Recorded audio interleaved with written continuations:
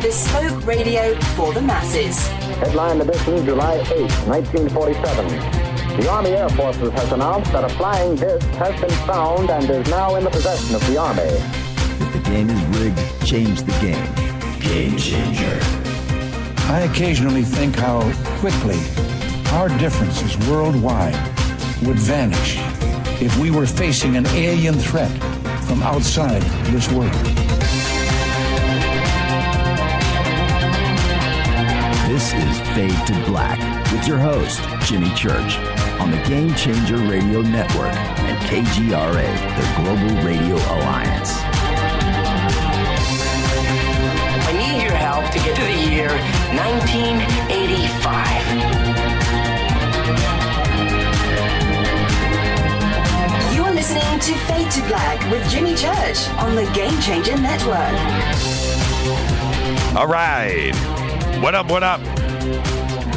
It's Monday. Fade to Black. Bespoke radio for the masses. That's right. Today is Monday, January 25th.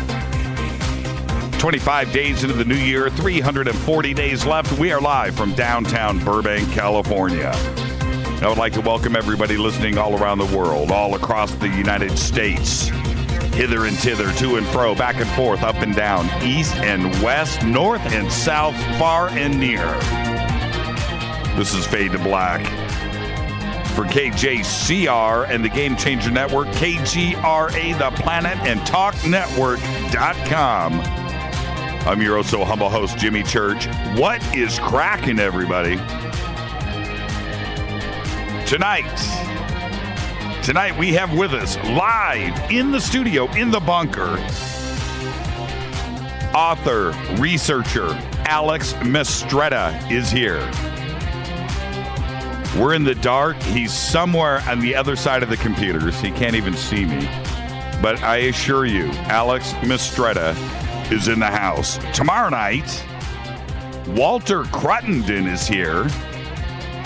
And a very special drive-by with Linda Moulton Howe. That's right, tomorrow night. The both of them will be here. And then on Wednesday, Reverend John Polk, right here on Fade to Black. All right, very special night tonight, and we're going to be taking phone calls. The call-in number is 323-825-5045. You can also Skype in Fade to Black and the number 14. All right, did you see it? Where were you last night? Did you see the X-Files? Are you taping tonight's episode? I'm sure you are, because if you're listening to us right now, well, you know, I guess actually it depends on where you are right now, because on the East Coast, it's 10 o'clock. So I'm assuming the people on the East Coast have already seen episode 2. I didn't even think about that. And if somebody does a spoiler tonight in Twitter, you will be blocked. Blocked. Do not do it. Do not do it. Do not spoil my night. And Mistretta's and Rita, no, don't do it. Don't do it. All right. It's going to be a great night tonight. I'm fired up. Did you see the X-Files? Did you see it? We're going to be talking about that, obviously, all night tonight. And, you know, when you have a guest in here like Alex Mistretta, let me say this really quick. Alex is, yeah, of course, he's a fade or not, but he's a close friend of the family. We, over at the house, we have lots of dinners. And when we do, he is always on the short list to be invited over if he can make it. And because what we do over at the house, if you can imagine this for a second, we try to get the smartest people together. And we try to do a mix because we like to sit and drink and talk. Politics, religion, ufology, conspiracy, the Kardashians, whatever. It's all on the table. And Alex, the conversations that we have, because I respect him so much, you know, he's a great author and all of that stuff. He's been researching and MUFON and all of that forever, decades. And he's got a really dynamic past in childhood and stuff. So he brings so much to the conversation. But what happens When Alex is over at the house is when he starts talking, people shut up. So hopefully tonight I'm going to be able to get that dynamic conversation out of Alex. And I'm not going to let him talk right now. He's sitting over there. He's chomping at the bit. He wants to get on the mic. No. I want Alex to hit it fresh. And we're going to do that here in a few short minutes. And hopefully it's going to be one of those nights. I've already pumped him full of pizza. We'll break out the moonshine here in a second that we keep here in the bunker, and it's all good. All right, so tonight, Alex Mistretta. Tomorrow night, Walter Cruttenden and Linda Moulton Howe. Wednesday, Reverend John Polk. Okay, and so let me clear some stuff out of the way. We've been setting up, starting next week, our roll through February starts. Okay, it's going to be an intense month. It's going to be great hanging out with everybody. All of this is possible from great sponsors that we have here on the show. And one of them is Life Change Tea. Go to getthetea.com. Do it now. Go and change your life. The way that I feel right now, after coming off of a cold that lasted just a couple of short days, it's because of the supplements that I'm taking. Hey, I'm going to bring up the mic really quick. Alex, say hi to everybody. Hey, how's everybody doing? Okay, all right, that's all you get to say. But Alex, count the bottles of supplements that are here in front of me. How many do you see? 5. There's 6. 6. No joke. Is it no joke? He's not joking. I'm not joking. Okay, that's it. Bye, Alex. So I get to do that because I have the mute button right in front of me. But I'm not kidding. If you want to feel like me, go to getthetea.com. Mention Jimmy. Do it. That's your password. Enter it. Mention it when you call in. Get free shipping. There are Fade or Not specials right on the front of the website. Do it now. Just spent the weekend with James Fox over at Studio Dome at the NAMM show, and he did want me to tell everybody out there, thank you for the support for Studio Dome, okay? And because of that, the Fade or Not special is going to continue. It's all there. Click on the banner and get yourself a wireless Bluetooth surround sound system for just $99 with the case and free shipping. Go and do that now. Now, all right. Alien Snowfest. Alien Snowfest is coming up February 5th through the 7th, 2016 in Big Bear, California. All right, if you want to go, I will have some day passes available tonight on the show. So we'll give away some of those. We're going to give away some more tomorrow night with Linda Moulton Howe. Single day passes. So you can go in and get out. Okay? All right? There you go. Alien Snowfest, February 5th through the 7th, 2016, Big Bear, California. Everybody is going to be there. I just found out a few short minutes ago, Alex Mistretta is going to be there. So add him to the list. George Norrie, Tom Danheiser, Jason Martell, Linda Moulton Howe, Stanton Friedman, Micah Hanks, Mike Barrett, Chase Klutsky, Craig Campobasso, Marshall Klarfeld, Richard Dolan, myself, and now Alex Mistretta. And rumor has it that maybe Steve Murillo is going to be there, too, as well. All right. Now, the 14th Annual Conscious Life Expo, I talk about it often. I was going through with their AV people today, getting everything set up for that. We are broadcasting live Friday at the Conscious Life Expo. Saturday, I will be hosting the Ancient Aliens panel Saturday morning. And I will be presenting Linda Moulton Howe with the Lifetime Achievement Award.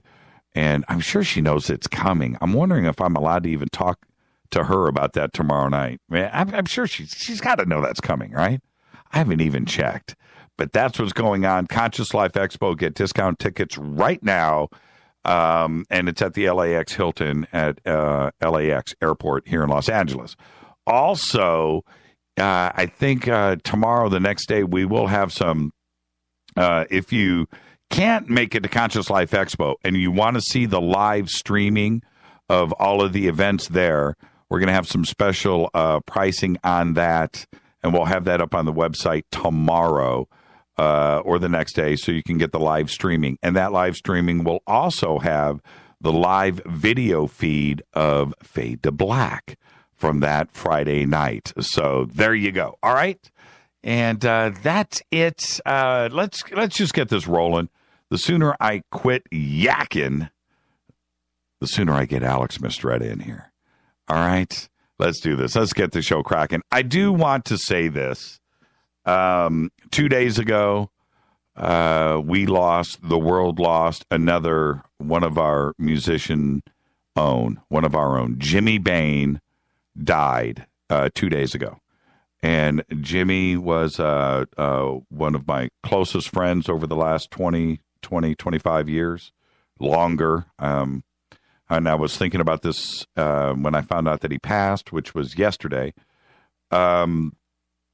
It's harsh because I don't remember when I first met him. It was somewhere in the mid 80s, which is 30 years ago. So that's a long time to know somebody. And there was a long period there where we spent a couple, maybe a few years together, nearly every single day. And I knew Jimmy really, really well. And lots of recording, lots of songwriting, and just hanging out, long nights of conversations, and of course, then Dio and Doug Aldrich and all of that stuff came into play too as well. I was really close with Jimmy, and he's gone now. And so I just want to, just kind of say really quick that he was one of the best musicians, one of the coolest guys, one of the nicest people you could ever meet. Yeah, he was a rock star. And he didn't play that game. But and he didn't. And he could, I have a zillion Jimmy Bain stories. I'm not going to do anything right now. But there was little things that he would do. He was such a brilliant songwriter that I remember I had this little guitar, and anything that you could play him, and he would turn it into like a real song. And you would sit back and go, wow, I'm a songwriter. It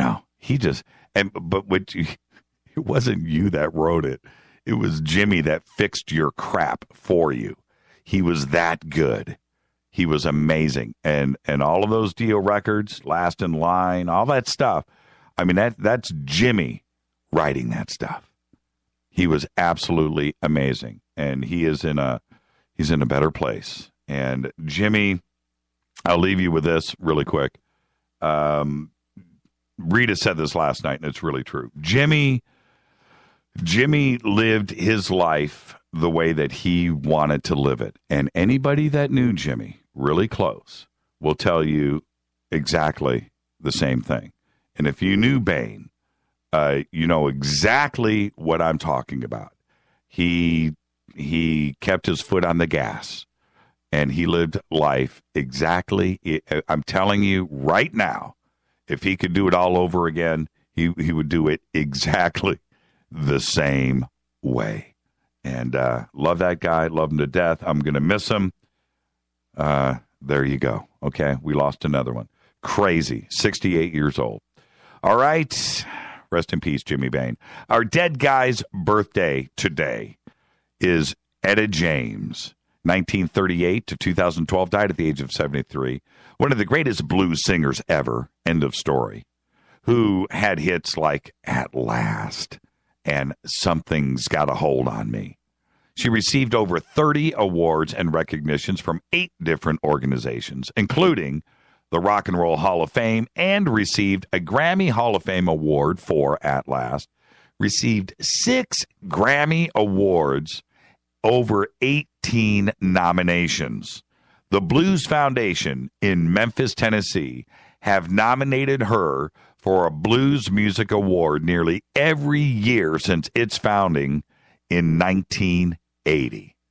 She was diagnosed with leukemia in early 2011. The illness became terminal, and she died on January 20th, 2012, just 5 days before her 74th birthday, right here at Riverside Community Hospital in Riverside, California. Happy birthday, Etta James. Follow us on Twitter at JChurchRadio. Simple enough. Facebook is Jimmy Church or Jimmy Church Radio, whatever. Fade to Black is the YouTube channel. You can go follow, like, and subscribe on the website, wherever you are at. Talk Network, all the links are there. You can email throughout the show, and I'll get to as many of them as I can. Just email Jimmy at jimmychurchradio.com. Make it good, get it past the producers, and it will make its way in here to me. All right, tonight, Alex Mistretta is here. Tomorrow night, Walter Cruttenden, Linda Moulton Howe, and then Wednesday, Reverend John Polk. On this day in history, in 1980, Paul McCartney gets deported, kicked out of Japan. That's right. He arrived at Tokyo's Narita International Airport on January 16th in 1980 with a half a pound of the marijuana in his luggage, and he got arrested. He spent 9 days. This is what's crazy about this, Sir Paul McCartney. All right, he was there because he had an 11-city concert tour with his band Wings. And instead of that happening, he spent 9 days in the Tokyo Narcotics Detention Center. That's right, which ended on this day in 1980 because he was released and quickly deported from Japan before even going to court or making a court appearance. And, I just think, does celebrity get you out of stuff? Well, not usually. Unless you're frigging Paul McCartney. Half a pound of weed. If that was me, if that was you, Alex, you'd still be in prison in Japan in 2016. All right. And to follow up with that, in Japan, right now, today, the leading cause of death for men aged 20 to 44 is suicide. You know why? It's illegal to smoke pot. I kid. All right. So last night was the big premiere for the X-Files. And yes, for the first 20 minutes, our family, all of us, got the full conspiracy treatment. It felt pretty good, didn't it? Chris Carter didn't leave anything out, and it was very clear that he did his homework since his last visit to that X-Files cabinet. Everything was there. Free energy, 0 point, Element 115. Alex and I were just talking about that before the show. Of course, the Roswell crash, Greys, alien bodies, the Illuminati, the New World Order, population control, FEMA camps, abduction, alien DNA, disclosure. Jimmy Kimmel made it. Drones, the NSA, Men in Black, black triangles, cloaking technology. And even the Kelly Cahill abduction case in Australia made it to the X-Files. Every angle of every fringe and conspiracy topic that we cover every single day on Fade to Black was there in the first 20 minutes. Even the crazy conspiracy host dude. He was the handsome version of me. And what made Rita and I feel so good about the premiere was that we, us, our family, you, we, all of us, it lets us know that we are on the right path. We are no longer the fringe. The fringe has become mainstream. And we need to get comfortable with our new jacket because we are all anti-mainstream, aren't we? It's a little difficult to swallow when we, us, you, our family, all of us become mainstream. Remember what I said a couple of months ago, and I had started to drive home this idea with all of you, which is conspiracy is the new normal. Think about it. It really is. Now, let's think about this from a couple of different sides really quick. What does the Fox network have to benefit? What's their angle? What are they doing? How do they benefit from this? Is somebody telling them what to air? We have that. Every single conspiracy story was covered last night. every idea, everything that we talk about, everything that the fringe talks about, went out to millions and millions of people that don't think like you and I. It's a very, very large audience. And that message to that audience, not you and I, not us, not this family, that message was that it's now okay to think like them, to think like us. That was the message. And trust me, there were millions of people last night who have never heard of a FEMA camp. Millions of people that have no idea what Element 115 is or 0 point energy. Millions of people were Googling that today. They were talking about it this morning at work. Think about that. That's what Chris Carter did for us.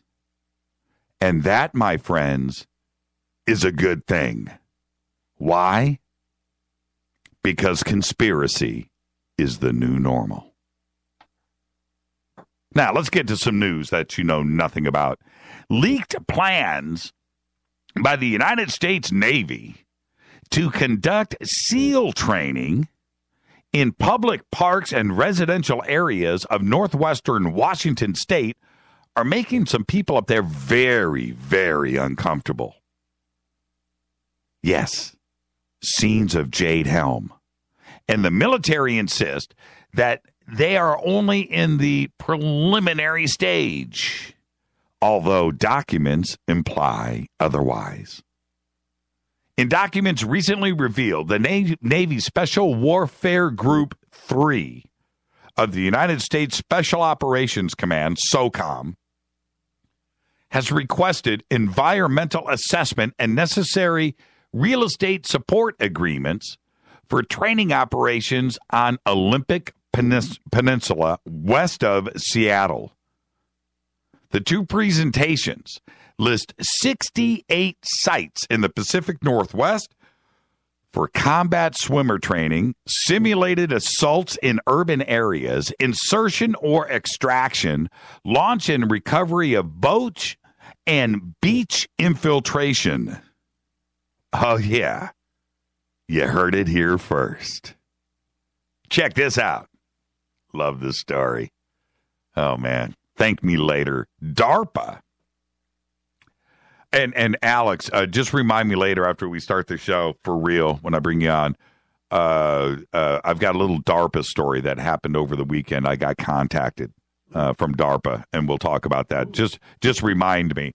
DARPA announced plans this week to develop a next-generation neural implant device for connecting the human brain to sophisticated supercomputers. Say, what, Jimmy? What?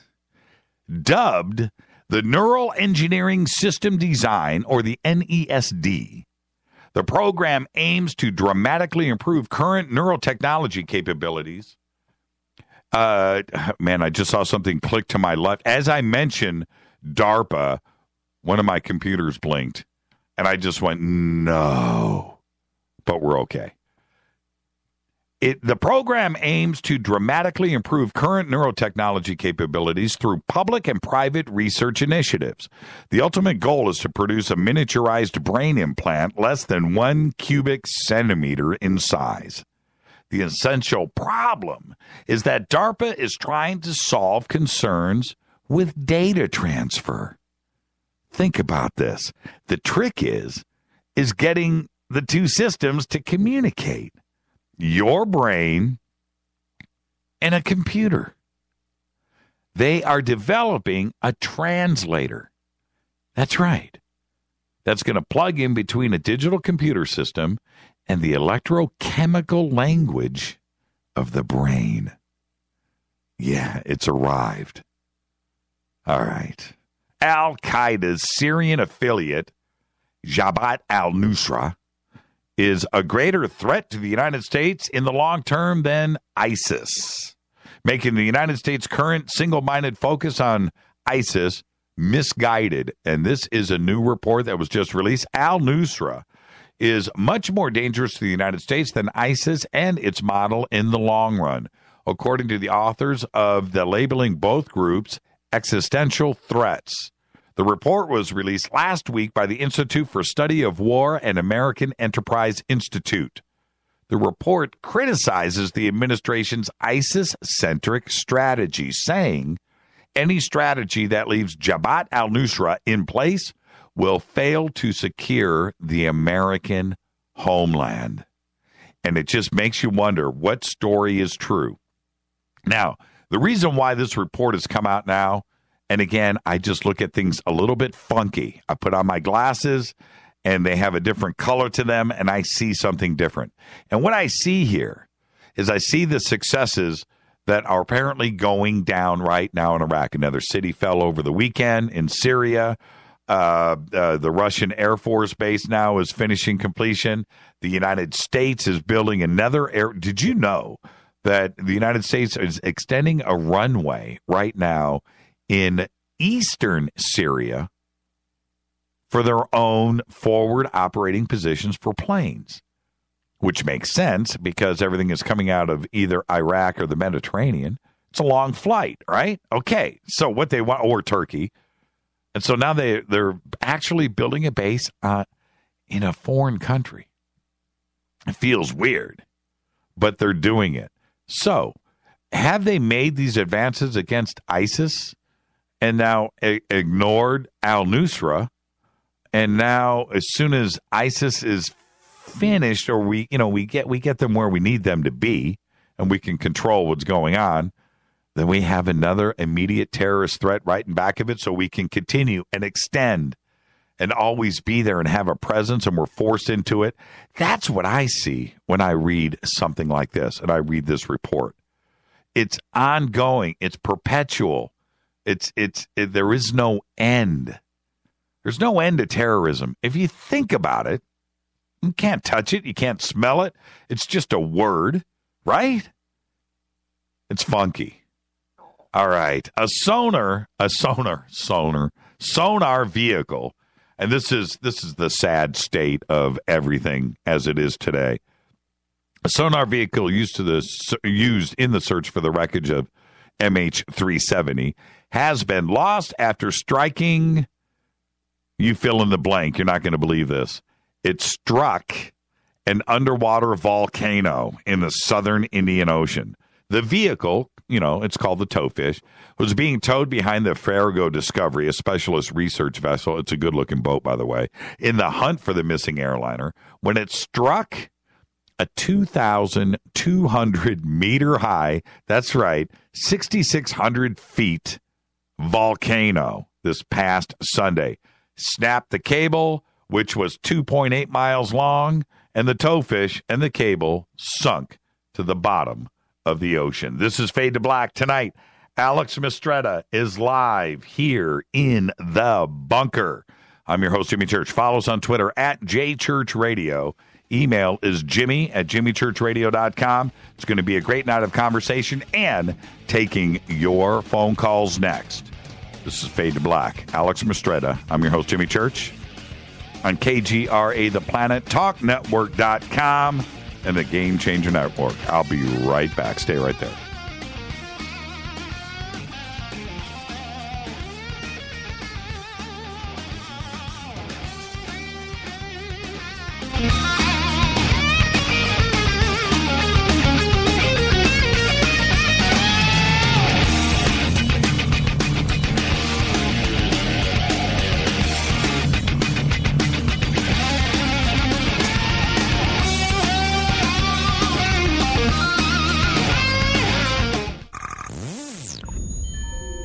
You're listening to Jimmy Church, Fade to Black.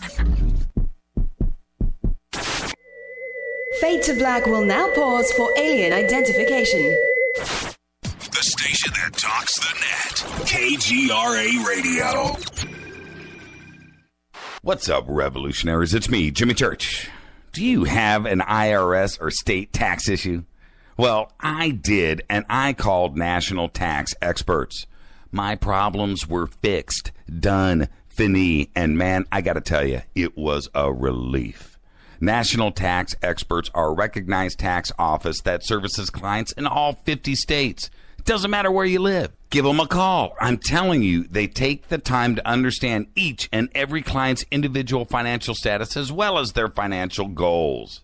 And that's exactly what you need, my brother, when you're taking on the evil 3-letter. So, seriously, give them a call today at 1-877-909-5444. Again, 1-877-909-5444. Or go check out their website, www.nattaxexperts.com. That's NATTAXEXPERTS.com. Tell them Jimmy sent you. This is TalkNetwork.com. 9 out of 10 geneticists agree. Fade to Black is not your father's radio show on the Game Changer Radio Network and KGRA, The Planet. Hi, this is Chase Kletsky with Fate Magazine Radio, and you're listening to Jimmy Church and Fade to Black on the Game Changer Network and the KGRA digital broadcast station where the Fade or Nots rock. Hi, this is Rob Reiner from Anvil, and you're listening to JimmyChurchRadio.com. What's up? I'm Chris. What up? This is Combat, and you're listening to Jimmy Church Radio.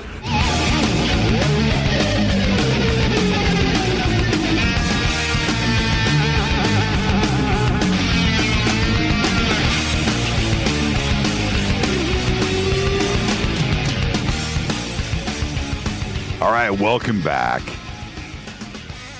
Fade to Black. I'm your host, Jimmy Church. Tonight, Alex Mistretta is here. That's right, author, researcher. Tomorrow night, Walter Cruttenden and Linda Moulton Howe. And Wednesday, Reverend John Polk. Of course, Thursday will be Fader Night, open lines all night long. All right, let's do it. Let's oh man, I just did that a little bit too fast. Hey, Alex, how you doing? Pretty good. Happy to be here. Okay, normally I would do, this big, long, drawn-out introduction. But, you're here, you're in the bunker, welcome, and everybody out there knows who you are. But your book, The Presence, and you can go to thepresencebook.com. You can check that out. And how many years, really quick for anybody that doesn't know, how many years did you spend as a researcher for MUFON? 10 years. 10 years. MUFON LA, right? Correct, yeah. What did you do any UFO research before that? Yeah, I did a handful, like maybe, 100 cases on my own. And what led you to MUFON? I heard about him on TV. Right. I looked him up on the internet. I saw they had a meeting. I went, met Steve, and asked if I could be an investigator. And how long did that take to... You take the test, it took, a couple days, a week of training, whatever. And then I was just investigator under Bill, whose last name I can't recall right now. Right. A couple years. And then he quit and asked if I would be the boss. And for 10 years, I was the lead investigator. And pretty much I was on my own until about the last 2 years.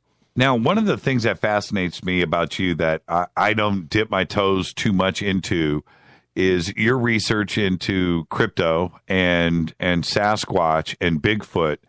That's a big part of what you do, as well as ufology. Was that something that started when you were a child? How did the Bigfoot and crypto stuff happen for you? It's simply I watched and Search Off as a kid, and I had this Yeti episode. And from then on, I was hooked. I was obsessed. In fact, cryptozoology, I'm more interested in that than the UFO world. But the UFO world is more popular, and, once you're in, you're in. Did you ever have a Bigfoot sighting? No, I've been out there, I've been camping on my own, but never I've seen anything. I heard some really weird, loud noises one time, like this animal was screaming, beating up dogs, a lot of yelping. A couple dogs were getting killed, but I didn't see anything. Where was that? Near Big Bear, believe it or not. Really? Yeah. Okay, I can buy that. I can buy that. Big Bear, even though that area is populated, next to the lake and all of that, really, you have hundreds of miles of forest and state parkland that just goes on mountains forever, and that has never had a human foot ever touch it. Yeah, and this was in the 1970s, too, so it was not as developed as it is right now. Right. Yeah, and they did have sightings out there back in the 60s and 70s. Now, so the stuff with Bigfoot, now what I want to talk about tonight, obviously, is the X-Files, and we're going to jump into that. But what do you think, going back, and I know you know my position on the Patterson film, I just think it's absolutely phenomenal. I think it's real. I don't think it's fake. I don't think it's a hoax. I don't think it's a guy in an ape suit. I think the Patterson film is real, and I wish ufology had that definitive piece of footage, going for it, but we don't. We've got lots of amazing video and a lot of stuff, but we don't have anything like the Patterson. I mean, can you imagine if we had a shot of a spacecraft with a gray walking around, turning around looking at the camera on film? Could you imagine what ufology would be like? But we don't have that. The Patterson film is there. Is that the definitive piece of Bigfoot evidence for you, like it is for me? Yeah, right now I'm 95% sure it's real. I have 5% of doubt still on that footage, but I was fortunate enough to see second generation copy of it, and it's a lot clearer than the stuff you see on television. And I mean, you can see the muscles moving. You can see it looks like an animal, Where did you and when did you see that? I was up at Willow Creek at a Bigfoot conference like 20 years ago, and one of the producers from Monster Quest, and which I was trying to sell him on this project in the Congo, and he showed me some of the footage that he had of the Patterson film, and he had a presentation there, and he showed it to a bunch of to a few people, and it was pretty impressive. Wait. See, this is what's brilliant about you, Al. I never know what the heck you're going to drop on me next, and I know you pretty well. I've never heard this. So now, was it, when you say second generation, were you guys sitting there with a projector with a film reel? No, he got the footage straight from the widow. Okay, so, and it was digitized, and then... Yeah, and then, he had it, he worked on it for I guess a couple years. I can't remember the gentleman's name, and he showed it there. But and one thing I didn't know is when you see these the footage on TV, a lot of times it's like a 5th, 6th, 20th generation copy. Right. Because she charges a lot of money to use. I've heard many researchers say to me directly, if you look at the film, and you just said it, okay, you can see the muscles, and and I never quite grasp. I can kind of feel it, but you're going straight there. What did you see in that second generation film when you say muscles? What sticks out? Well, you can see the quadriceps, you can see the hamstrings kind of flexing when it hits the ground and it pushes off. You can sort of see it tensing, and yeah, granted, so a suit could do that to a certain degree, but I doubt it. And everything about it, I have a degree in anthropology. I don't know if you guys know that. So I spent a lot of time in college observing apes. I have to go to the zoo all day, literally, and watch them move and how they behave. Right. And everything about that film looks primate to me. The way it moves, the way it reacts, the movement of the eyes, everything. And like I said, unless you see a really good copy of the film, some of these things are hard to see. Right. But, I got to see it, so. Well, there's one trippy thing that all of the skeptics and debunkers out there with the Patterson film that they choose to ignore, and which is this: the best ape suit stuff that we had at that time. We had the work that was done at 2001: A Space Odyssey, right? Mm-hmm. And you look at that primate ape scene at the beginning of the movie, as cool as it is, it's a bunch of people in ape suits. Okay, you it's obvious, right? And then there is Planet of the Apes, which was, 1969? And it's obvious how bad it is. And that was the best makeup people, that we had on planet Earth. Paid a lot of money to do those films. And by looking at it, that it's a person in an ape suit. Not so with the Patterson film. It doesn't have that feel and look of what was going on in Planet of the Apes in 2001: A Space Odyssey?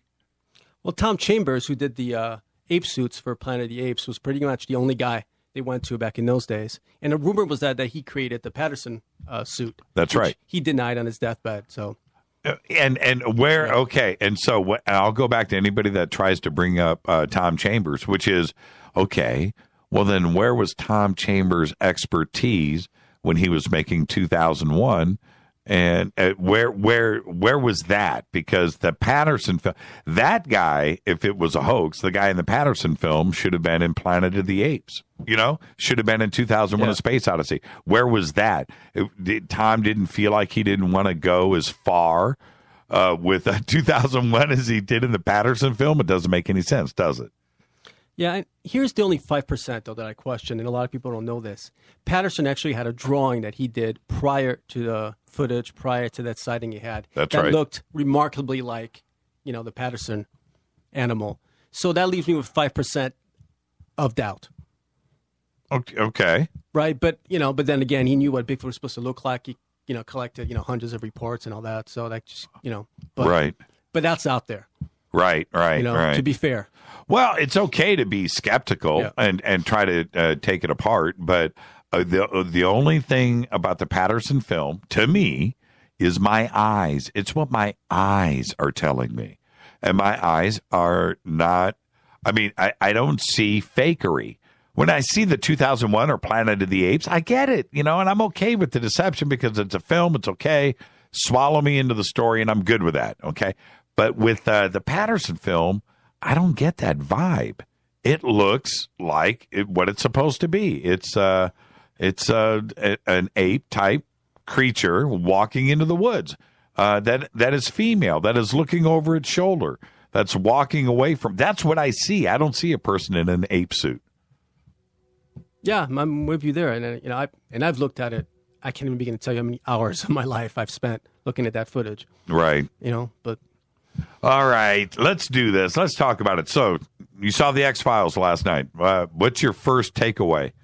First, let me preface by saying that I love the X-Files. When Mulder became cool, I became cool.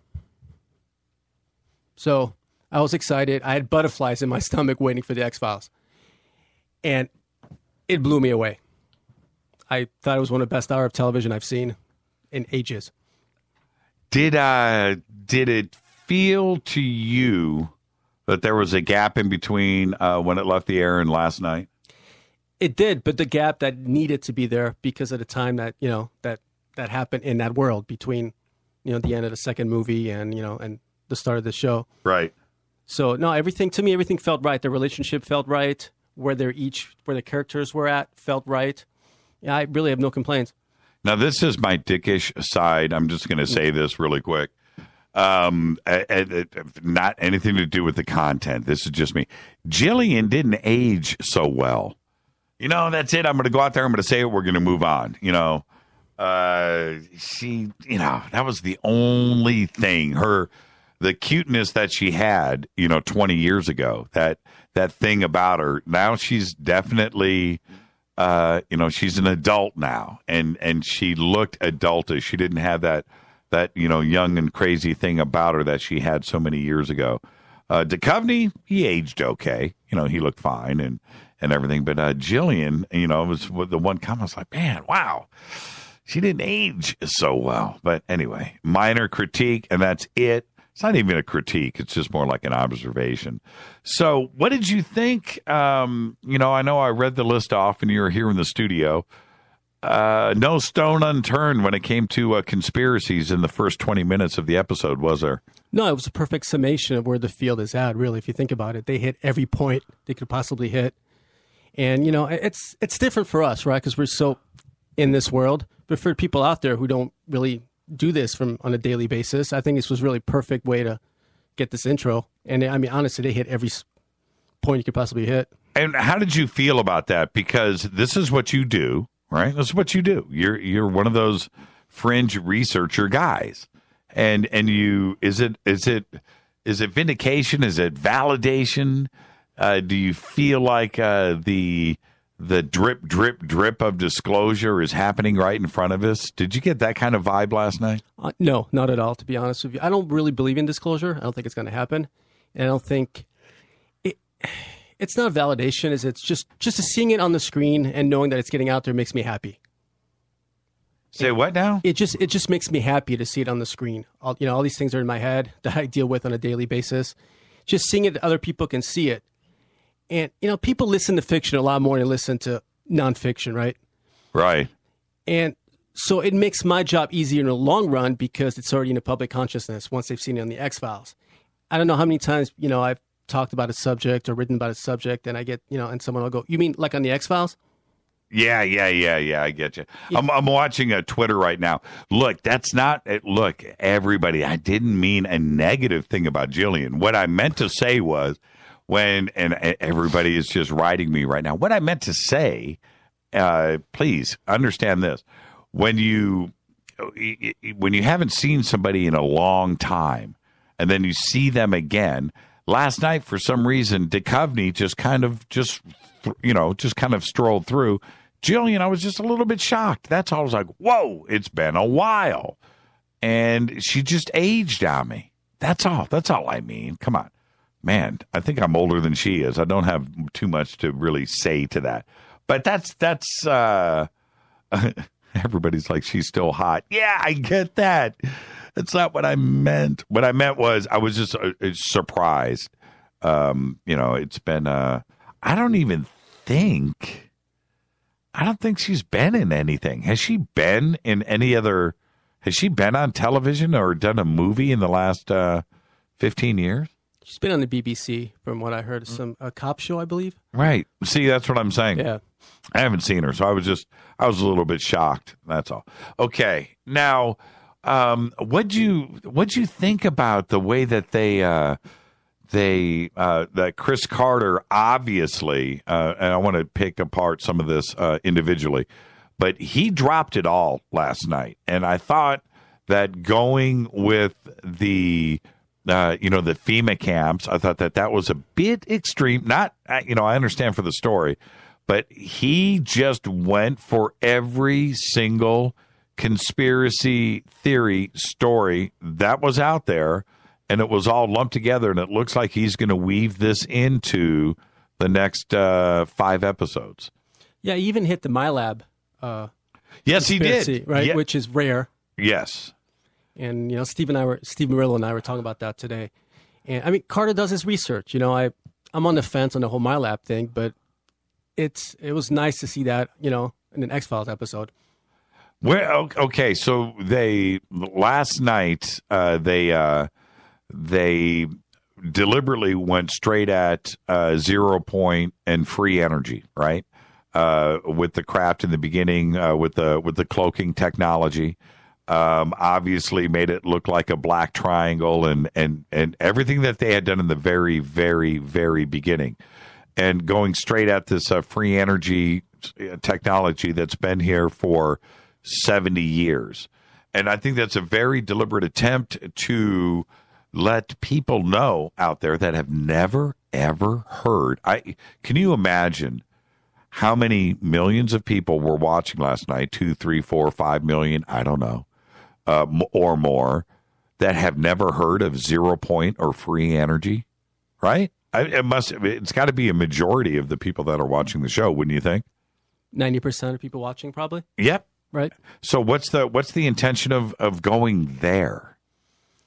I don't know if there's so much an intention. I just think Carter does his homework, and it made sense in relation to the show and where they were going with the story.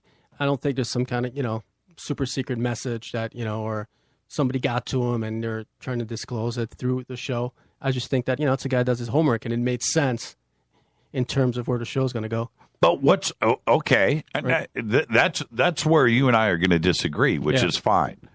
Now I'm standing up and now I'm looking at Alex right into his eyeballs. That's exactly what you just said right there. That is the conspiracy. If you think about it, why? What does Chris Carter have to gain by doing that? He could write about anything. He can go in any direction. instead of confusing the audience with a complex subject like 0-point energy that exists everywhere in the universe, and it's there, and there are attempts and theories to prove its very existence, right? Right. Why involve a complex subject into the storyline like that unless there's a message there? And to say that there isn't a message or that he isn't influenced, I think that is even a greater conspiracy. I honestly think he knows something, and there's a message that he is trying to project. I don't know if somebody's telling him to do it or if he's privy to information that he knows, but to involve a very complex storyline like 0-point free energy into it is something that I think is a definite message. Yeah, but, on the other hand, too, from the very beginning, right, when the show first started, Carter was always very specific about what he was showing on the show, very true to the field. He always did his homework. And in the beginning, I don't think he would have had an agenda because no one was going to know how popular the show was going to become. And so that's always been his style, to be as real as possible, right? You do know, and I had Dean Haglund on the show a couple of times, one of the lone gunmen. Mm-hmm. And he had said, and Chris Carter just recently told the story again, that after, not before the series, but after the series got started, I believe they were at, it might have been Chris Carter's house. I could be wrong, but they were having a little get-together, a little party, and there's a knock at the door. The feds, the FBI, they come in. And there was somebody with them. I called Dean today. I wanted him to come on the show and say hi to you tonight and talk about this. And maybe I can do that during the break. He tells the story perfectly, and I'm going to paraphrase a little bit here. But there was somebody that was with them that was a bit freaky. And I don't think he even identified himself. And they came in and sat down and said, okay, where are you guys getting your information? And we're here to tell you blank, blank, blank, blank. And Dean wouldn't come clean. I know that Chris Carter hasn't come clean, but those guys came into the house, as the story goes, and talked to them about what was going on. And that in itself either says that Chris was told something, has been in contact since, somebody is guiding him, and this information is there, and it's okay to talk about. That's my vibe. And when you go and you're banging out FEMA camps and Element 115 and cloaking technology and free energy and alien DNA and everything that they whipped out on us last night on the show, it seems to me that there's a message there. And for millions of people that have never heard about these subjects, what do? They go and Google this stuff today. And that causes people to research by the millions that would never do it before. Yeah, I didn't know that story about him being approached. And, so that changes everything. Admittedly, I could be wrong.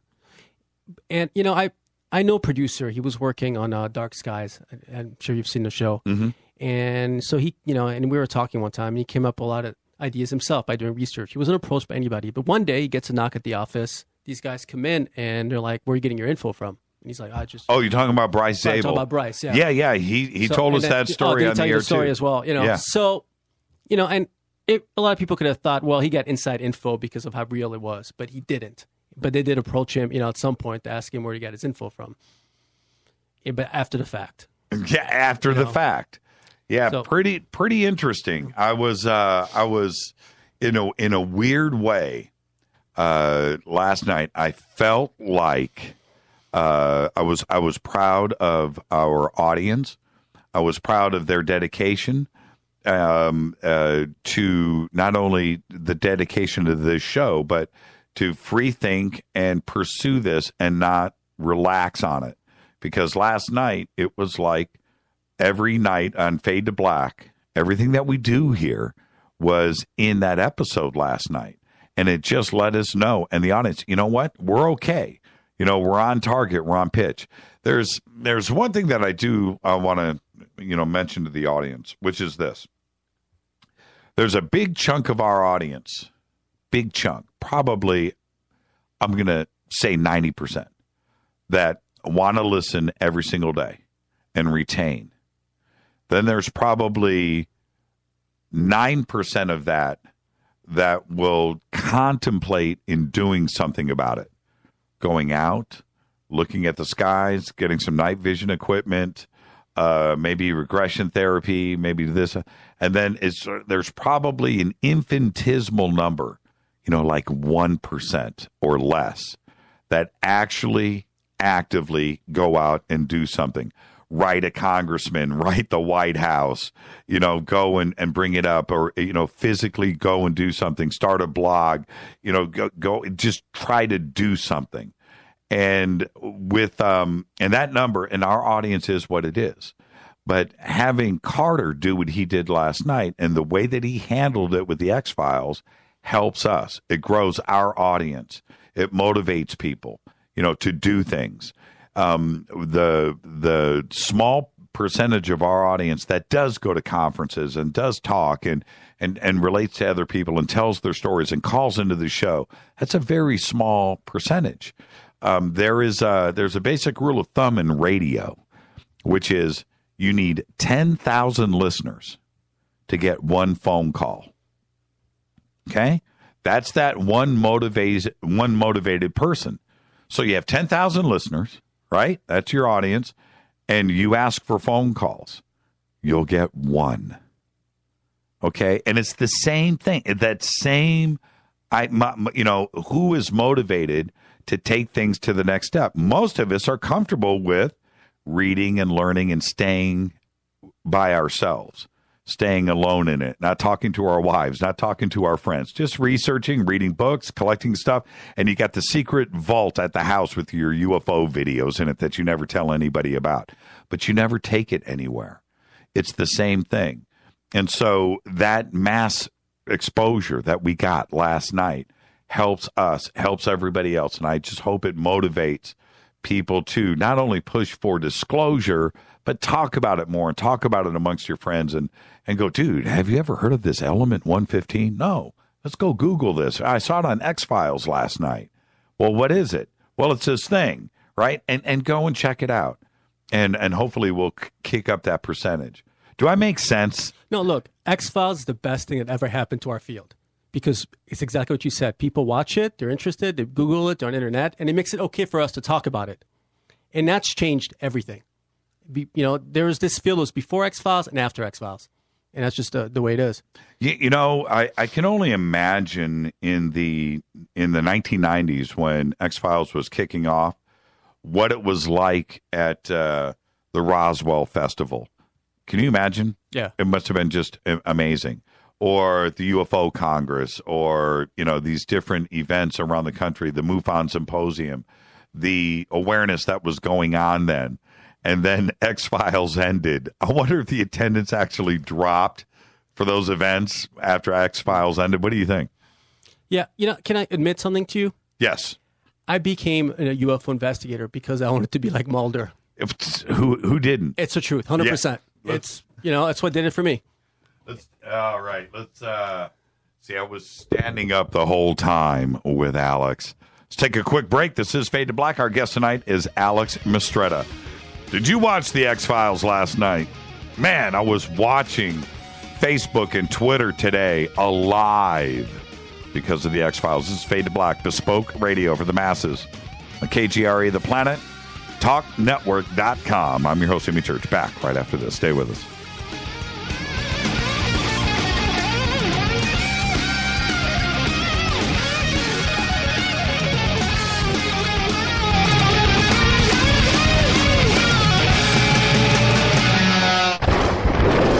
This is Fade to Black with Jimmy Church on the Game Changer Radio Network and KGRA, the Global Radio Alliance. The station that talks the net. KGRA Radio. Hello, I'm Katie, and you're listening to my main man, Jimmy Church, on jimmychurchradio.com. Hi, this is Ray Hobbs here, repping the planet, and you're listening to my good friend, Jimmy Church, Fade to Black, on the Game Changer Network and the KGRA digital broadcast station. People love to shop. What if you could shop and it was actually good for you? What if you could actually purchase items that bettered your life? What goes into your body is important to what quality of life you have. How about shopping for items that better your health? GetTheT.com is that shopping place. We're not only tea, even though that's our #1 seller, we are about helping your health. There's Colostrum LD for those of you with autoimmune troubles. The product helps your stomach get on track. GI problems produce pain. Get relief with Colostrum LD. How about some fat burners? Or maybe some joint aid? Or a power cleanse? There's so much to tell you with very little time. So get help health-wise at GetTheT.com. That's GetTheT.com. Or you can call our friendly operators at 928-308-0408. That's 928-308-0408. Get help and relief by going shopping. Shop at GetTheT.com. That's GetTheT.com. Serving people with great products for over 8 years. GetTheT.com. This is TalkNetwork.com. Imagine no longer being tied down to your computer, but having the freedom to take live talk radio with you anywhere you go. TalkStream Live introduces our first ever iPhone application. The talk shows you follow now follow you, and your iPhone is now the fastest and easiest way to stay connected to the best talk radio on the internet. Let TalkStream Live transform the way you listen to radio. Listen to live talk shows 24 hours a day, 7 days a week. Mobile talk radio from TalkStream Live. Now available in the iTunes App Store. This is Toby Kebbell. You're listening to JimmyChurchRadio.com. Don't hurt me, Jimmy. I'm only little. Hey, I'm Adrian Grenier. And this is Ari Gold. We're the Honey Brothers. Yes. We are of the Honey Brothers. Hey, I'm Adrian Grenier. And I'm Ari Gold. We're the Honey Brothers. And you're listening to Jimmy Church. The Revolution. Hello, Fadernauts. Are you looking for the ultimate Bluetooth speaker system? Well, check this out. The Studio Dome surround sound system, featuring the Studio Dome 1 SD1 and the Studio Boombox SBB wireless Bluetooth speakers, is the perfect way to get surround sound without all of the cable headaches. With its own hard shell custom carrying case for taking your surround sound experience on the go. Each hard shell case comes packed with an SBB, 2 SD1s, cables, and power. It's just $99, and you use the promo code Jimmy, and you get yourself some free shipping. Once again, Studio Dome brings you the best deal on the net. Anywhere. Just go to the Studio Dome banner, JimmyChurchRadio.com, promo code Jimmy. Go Beckley Teppy. This is Micah Hanks of the Gralien Report, and you're listening to Jimmy Church on Fade to Black, across the globe on the Game Changer Radio Network and the one and only KGRA Radio, The Planet.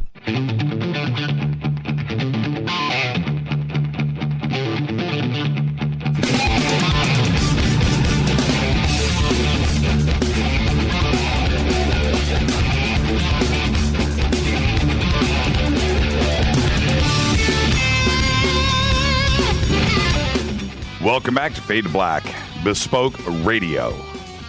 For the masses, I'm your host, Jimmy Church. Tonight, live in the bunker, Alex Mistretta is with us. Author, researcher. Dude has forgotten more than I know. I was just telling him that during the break. Alex, last night in the show, when they were doing the recreation of the Roswell crash, and they were pulling up to the crash site, there was a man in black with that doctor. Did you see that scene? Yeah, of course, yeah. And there was a deliberate attempt, I feel, to make this guy look a little funky, you know, a little alien-ish. Does that make sense? Did you get the same vibe I did? Yeah, I'm glad you brought that up, because that's always been the dichotomy in the Men in Black research, right? There's those really alien, weird-looking guys, and then there's, you know, the typical government agents. And they're both called Men in Black, but I think we're dealing with two very separate phenomena. How so? Well, I mean, just government agents, right? We know there's an agency that takes care of this stuff and, you know, checks up on us and all that. But there's also all those stories that started coming out in the 60s of these really Men in Black that didn't make any sense, right? They asked weird questions. They acted weird. They looked alien. And and those aren't government agents. Well, if you remember back to the Rex Heflin photos, right? Yeah. And his story about his experience, when the Air Force showed up at his house and demanded the Polaroids, the Men in Black guys that were there. And I thought, and here's a guy, Rex Heflin, that was not part of, ufology. He was just a guy. He was a worker for Orange County and snapped these photographs. And then he has this very strange tale of the Men in Black coming to his house. Was that like one of the first references that you know of? Yeah, I think. What year was that? I'm sorry. 60. It was mid 60s for sure. Yeah, because then the Men in Black really hit it big after the whole Mothman, prophecy. Yeah, right. And that was in the 60s as well, but late 60s, if I remember correctly. So you're saying that you think, well, explain what you were trying to allude to, that this alien, how do I want to say this correctly, that these guys aren't necessarily human is what I'm trying to say. Yeah, they would show up at your door and they would ask nonsensical questions. They'd ask you for a glass of water. They wouldn't, and they'd drink they'd eat some kind of pill with it and start acting weird. They'd make robot-like noises. They would move stiffly. And they would semi-threaten you. And they really show up in a brand new car. And sometimes you look out the window and they were gone. The car wouldn't drive away. It just disappeared. And it's just all these things that didn't really make any sense. But it would make you feel uneasy, I would think. And essentially, it was just a way to threaten the witness into being quiet. But I don't think those were government agents. It doesn't seem to make any sense. And right? Yes, it was always the black car, the black fedora, the white shirts, the black jackets, pale skinned, strange looking, and these descriptions were always very consistent.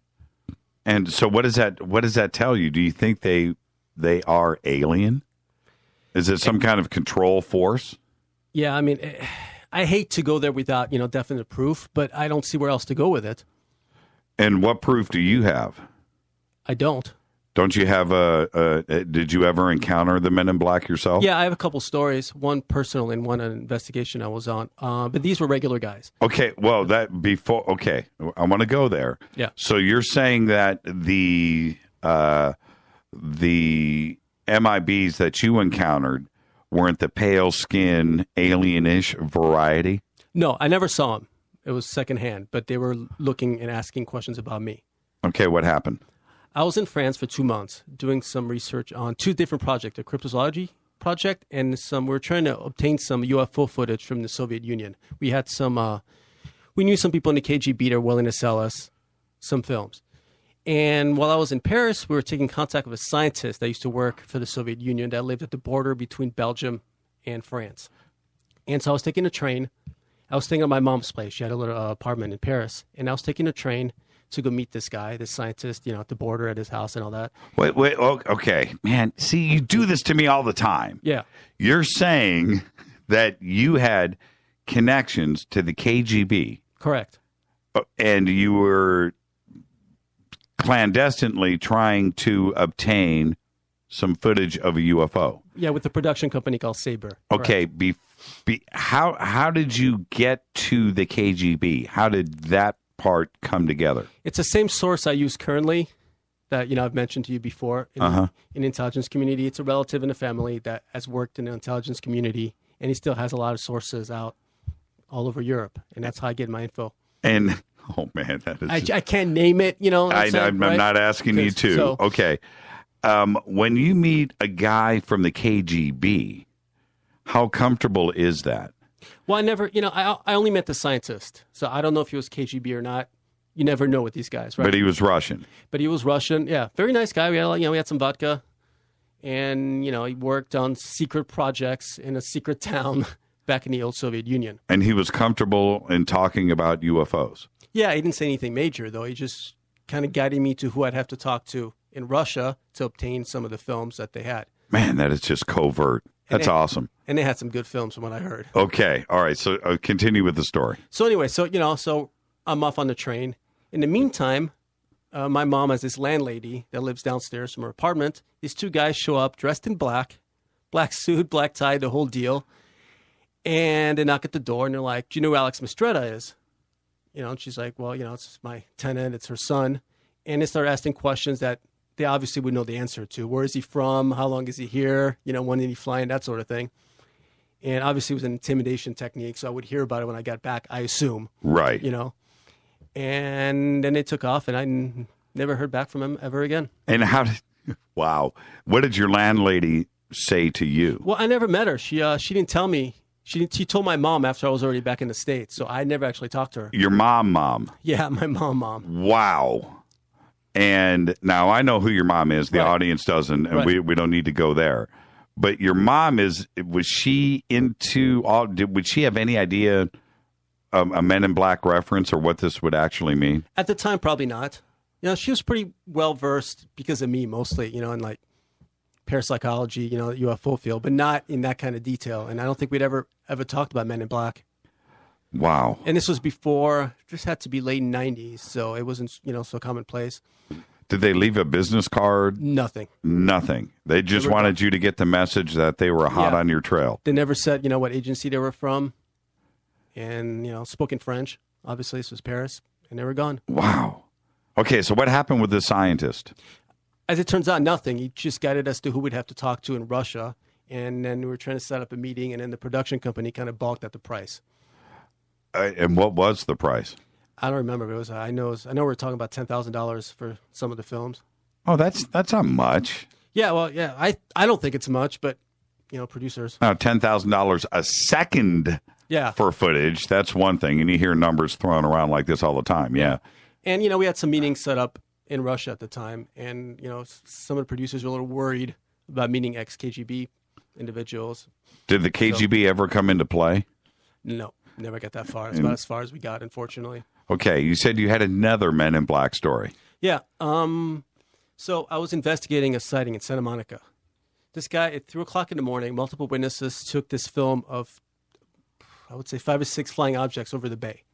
I saw the film. It's legit. What year? This had to be about 2001. Okay. So it was a while ago. It was my early days at MUFON, right? Right. And so I paid him, multiple visits. And one day he's like, a couple guys came here the other day. Okay, before you tell that, you saw the footage. I saw the footage. Okay, what was in the footage? Just 3 or 4 series of lights that were flying in formation above the water, and a red light behind it, kind of zigzagging up and down. Over Santa Monica Bay? Santa Monica Bay. Night, day? Night, 3:00 in the morning was the footage. Wow. How long was the footage? It was about a couple minutes long. What do you think you were seeing? I had no idea, but they were in planes or helicopters, I'll tell you that much. Right. This red light sounds pretty interesting. Yeah, it was roughly, they were going towards Malibu. Right. Which, interesting. is interesting for us. Right. So, okay. Right. Okay, so you've seen the footage. The footage is real. Yeah. Are you still in contact with them today? Where is this footage? No, the guy finally, he freaked out and then eventually told me he wanted nothing to do with it and stopped, never contacted me again. So you didn't get it into your possession. You only saw it. Yeah, believe me, I tried. He didn't want to give it away. Wow. Those guys scared him. Okay, go ahead. Right. So they showed middle of the day. They were not dressed in black or anything, but he said they were acting kind of weird and knock at the door. And they claimed that the landlord had asked him to come visit and check out the building for, he didn't really say, for structure, integrity. They were very clear about it. He thought it was kind of weird, but he felt the need to let them in. Right. Which those were his words. Right. He's like, it's really weird. He's like, I can't really explain it to you, but I just felt like I should let these guys in. Right. And his 2 guys walk in, and they head straight for the bathroom, which was where he took the film from. There's a little bathroom window. There's like the toilet, right? If I remember, to the right was the bathroom window where he filmed over the bay. And he said they locked the door, and they were in there for 20 minutes. Silent, no noise. Wow. And he's like, it was weird because for those 20 minutes, he's like, I didn't really think much about it. It was just, those 2 guys were in there doing whatever they had to do. And they left and said thank you and walked out, and they were gone. And And about an hour later, I realized, man, I should call the landlord. You know, it's like, you know, who are the guys that you sent? Landlord, like, what are you talking about? I never sent anybody. So he calls me right away, you know, after talking to the landlord. And I drove over right away to try, to get things as fresh as possible. And then eventually he freaked out. He completely freaked out. He told me he woke up middle of the night, felt like there was a presence in the room. He saw a little figure, saw a hand reaching out for him. And he says, look, I can't talk about this anymore. I don't want to deal with it. Wow. It works. Intimidation works. Absolutely. It's the same, it's subtle, right? You just go in there and don't do anything. You just stand in the bathroom for 20 minutes. Whatever they're doing. But it works. Yeah. Yeah. I've had a couple of friends of mine. I don't want to really say who or what, but over the last, couple of years that got freaked out. Yeah. Got freaked out. Weird things happening. And things with their phones and things with the house and things with cars outside. And I'm talking about different parts of the country, different people that are just like, you know what, I'm done. I'm not going to any conferences. I'm not listening to the show. I'm not going to surf and no Jimmy Church Radio on my computer anymore. I'm not going to call in. I'm not going to write you. I'm done. I'm checking out. Just bizarre intimidation that freaks people out, and it does work. I haven't yet, knock on wood, I'm still waiting for, I've had a few strange things happen, but they've kind of ended, right? But really, really weird about, and I told Rita about this, it's about 6 months ago. I'm over at the house in the middle of the day, knock at the door, and this lady shows up and she's there and she's got like an iPad with her, and she says she's from the census. And I said, okay. And well, how many people live here? I said, you know what? I don't know you, and she, well, here's my ID. I said, I'm not comfortable with this. She goes, well, when everybody's here, can I come back? I said, no, and that's it. Well, and she's like punching in on her iPad as she's talking to me and writing stuff. I said, you know what? I'm not comfortable with this. Send me a letter and we can do whatever, but no. And I shut the door. About a week later, she's back and she knocks on the door again. So again, I wanted to go over, you are Caucasian, right? I said, you're looking at me. What do you think? Well, what about everybody else here? Who, I said, you know what? You're making me uncomfortable. I don't know who you are. I don't care if you're from the Census Department. You can get all of this information online. That's it. I got to go. No, I really need to talk to you. You don't. You don't. I kind of shut the door and I was thinking, man, that was just kind of weird. Asking me, she asked my occupation. I said, that's none of your business. Well, who else here work? No, you need to just get on. And I just kind of looked and I went upstairs and I either went into one of the rooms that overlooks the street. She didn't go to any other houses. It was weird. She turned left and walked up the street, and she was, and this is the other thing, she was, I'm going to guess and say 45, businesswoman, clean cut, not, not somebody that was, how do I say this? Not unemployed or not, no, this was like feds, it just felt weird to me, So anyway, but I didn't see her knocking on any other doors doing this census thing. And I didn't see the car that she got in. That was the other thing I couldn't see. You know my neighborhood, right? And she just walked, and I never saw what she got into. I so much wanted to follow her and to see what the car was and get a license plate number and see. But I was a little freaked out. Yeah. But I haven't had the strange, true Men in Black thing happen. We're going to be up against a break. Now, what I want you to do, come over here for a second. I had mentioned DARPA to you, right? Yeah. Okay, so just come over here and let me show you this. Check this out. I am going to trip you out. And it's right. And I got this over the weekend. And when I saw it, I flipped. And it was one of those things. I went and did a little investigation. And let's see, where is it?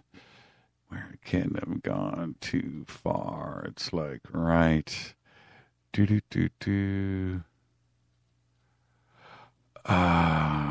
see. Everybody, just stay with me. It's going to be worth it. It's going to be worth it. It's right. Let's see. Yeah, it's got to be like right here. I should have done this actually during the break.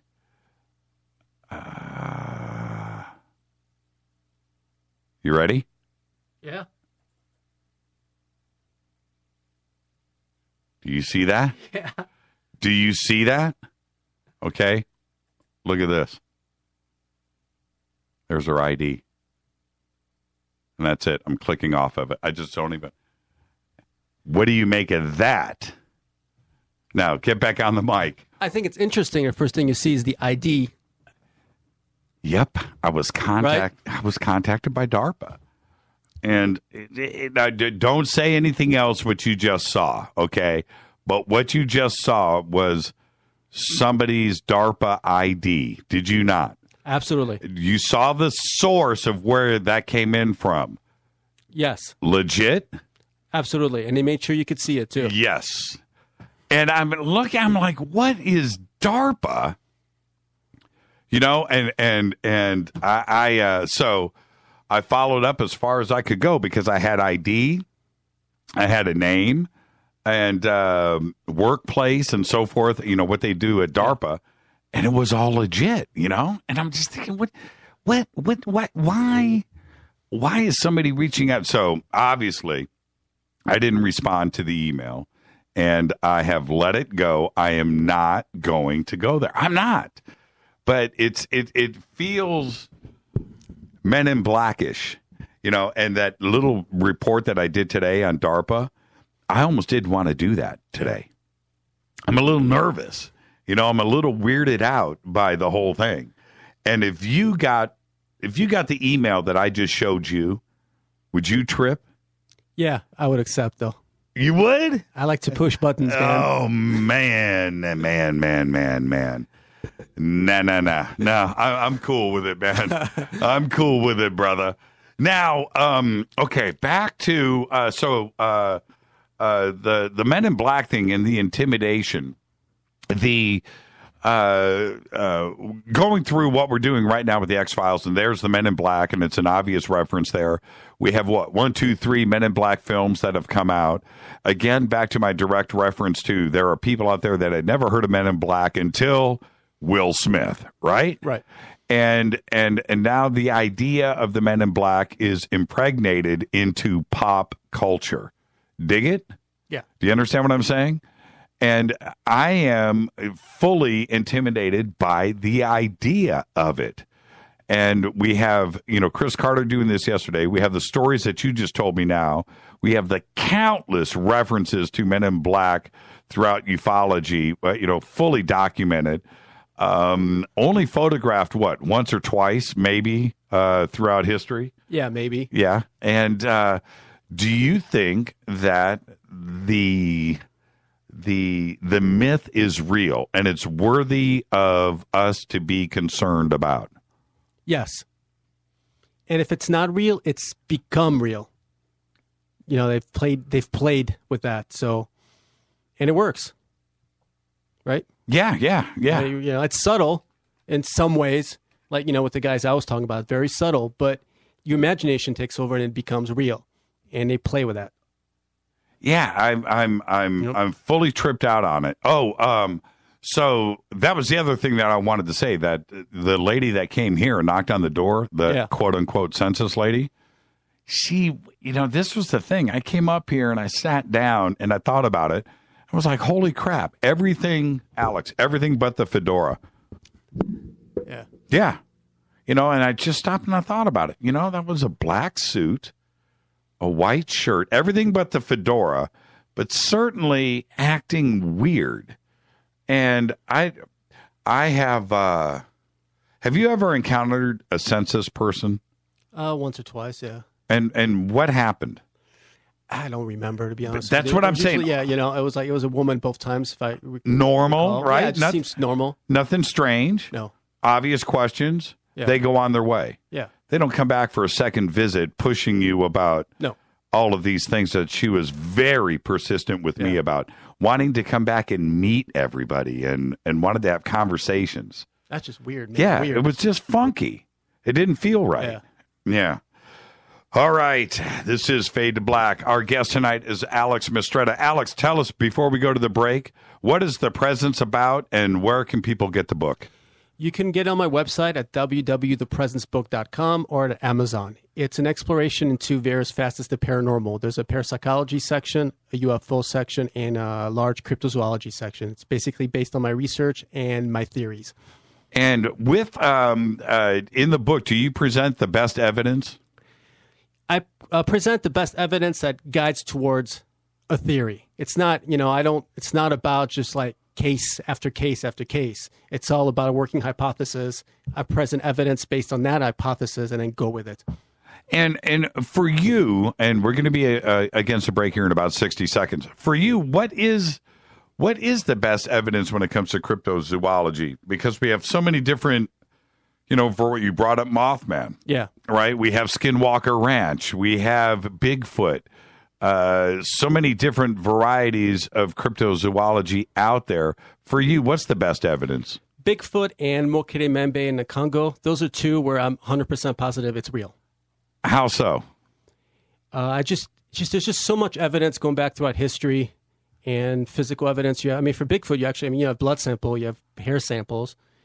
And, there's 500 names for Bigfoot or Sasquatch in Native American, in North America. Right. It goes back hundreds of years.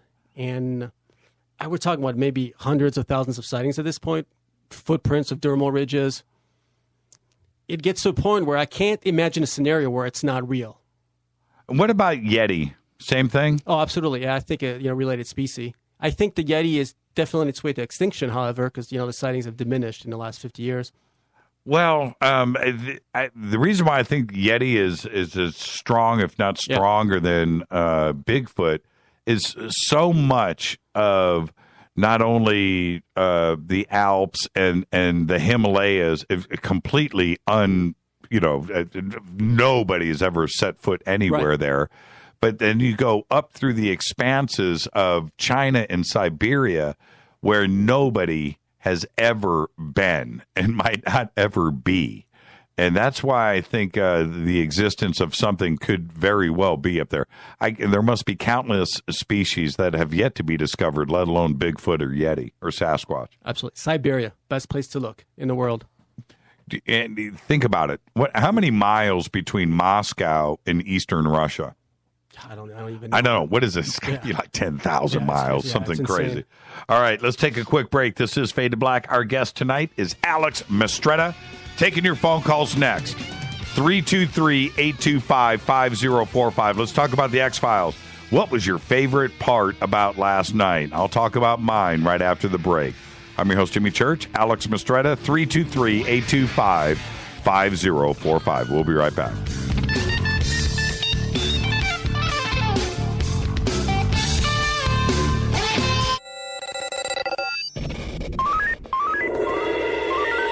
Way out here, we listen to Jimmy Church.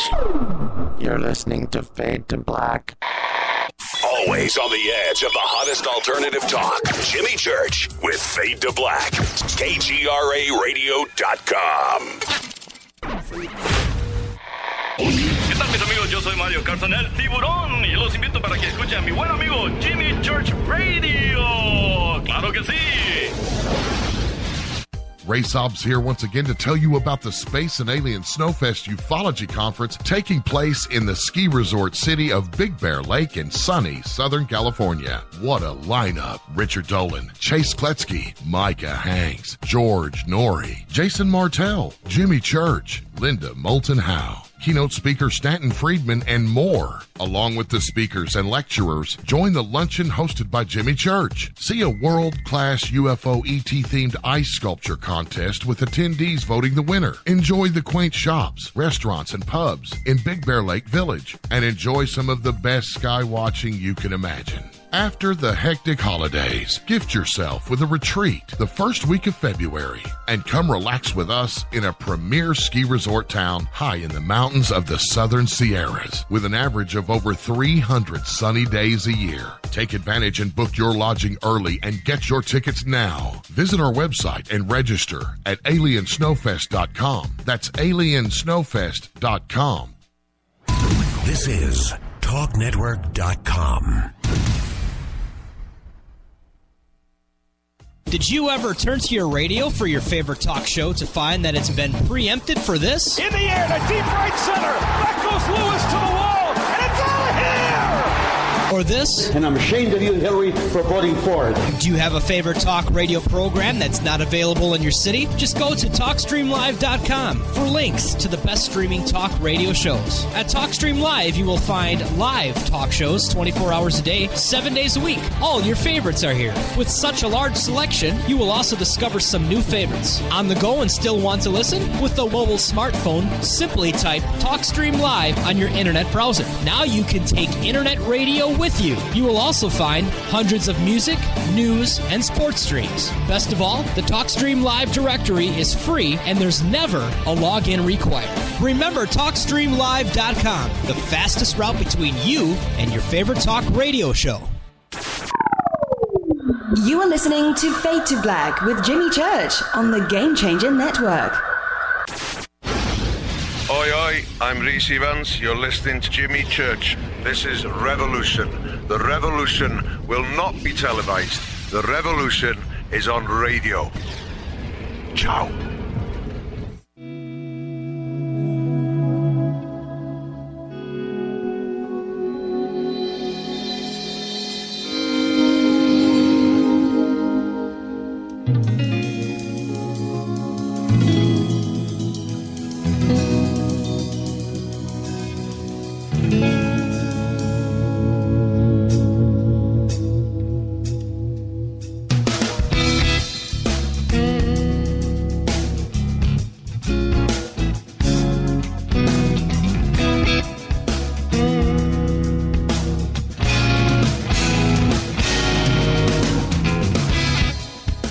Welcome back, Fade to Black.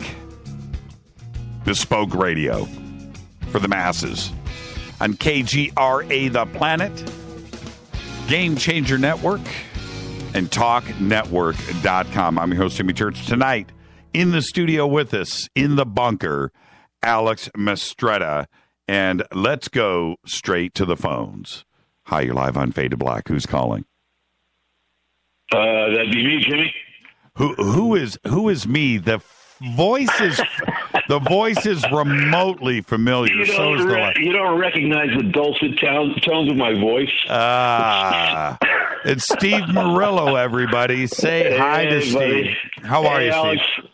I'm good, Jimmy. How you doing, man? Okay, I just brought Alex in. He's here. Hey, Steve. Right on. Hey, Alex. How you doing? Pretty good, man. I've been listening to the show. I guess I'm the 10,000th caller or 10,001th caller. Yeah, probably. And you're the first caller ever, and now, as of right now, the last. Pretty cool. Where are you, Steve? Well, first of all, what do you want to talk?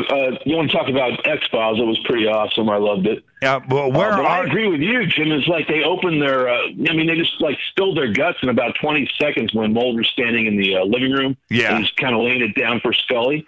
I mean, they did the. He's getting his information from somewhere because I'm thinking, Jesus, man, this is the stuff that it's taken us years to collate and figure out, but pretty much that's the deal, from free energy to conspiracy. I mean, they even brought 9/11 into the thing briefly. They did, and the Kelly Cahill abduction out of Australia, they dropped that bomb. Yeah, I mean, it was all accurate, so that at least they're doing their homework and taking the subject a little bit seriously, you know. And they, I had said before the break, the one thing that I thought was pretty trippy. Okay, I'll just go ahead and bring that up now. I thought the tie-in to the free energy and the craft that they had, that the scientists had built right in the warehouse, and black triangles. And that technology, they just put that right out there for the world, and I thought that was a pretty interesting twist, and they did it. And then what did they do at the end? They blew up what's her name's car and killed her, and now, and I don't know where it's going to go from here, but are they insinuating that it's us or them with that technology killing witnesses? Would aliens be killing their own witnesses and their own DNA? I don't know. So are they going to say that the conspiracy is it's the government that is building the black triangles with alien technology and then killing witnesses? Interesting twist. Well, yeah, I guess they're going to have to get to that, the motive. They're going to have to get to a motive. I mean, free energy is obviously a very plausible motive for, the military-industrial complex to want to. But why mess with the public? See, this is what I've always had a problem with for the theorists to say, well, it's the military, that's doing all these abductions. Yeah, but why? Why put on the ruse? Why fool people like that? Why go through all that trouble? I mean, it doesn't make any sense. You know who I was most proud of last night? Out of everything that happened, I'm serious. You ready? Bob Lazar. Bob Lazar got the Element 115. Oh yeah, unobtainium. Yeah, He said it in a way that it didn't sound like unobtainium. It said he said something else. Yeah. I mean, and he pronounced the scientist pronounced it a little bit differently. You didn't quite catch it, But it was cool. Yeah, man. Bobby Lazar got the Element 115 vindication last night by Chris Carter. Yeah, he got the head nod. I thought that was pretty cool.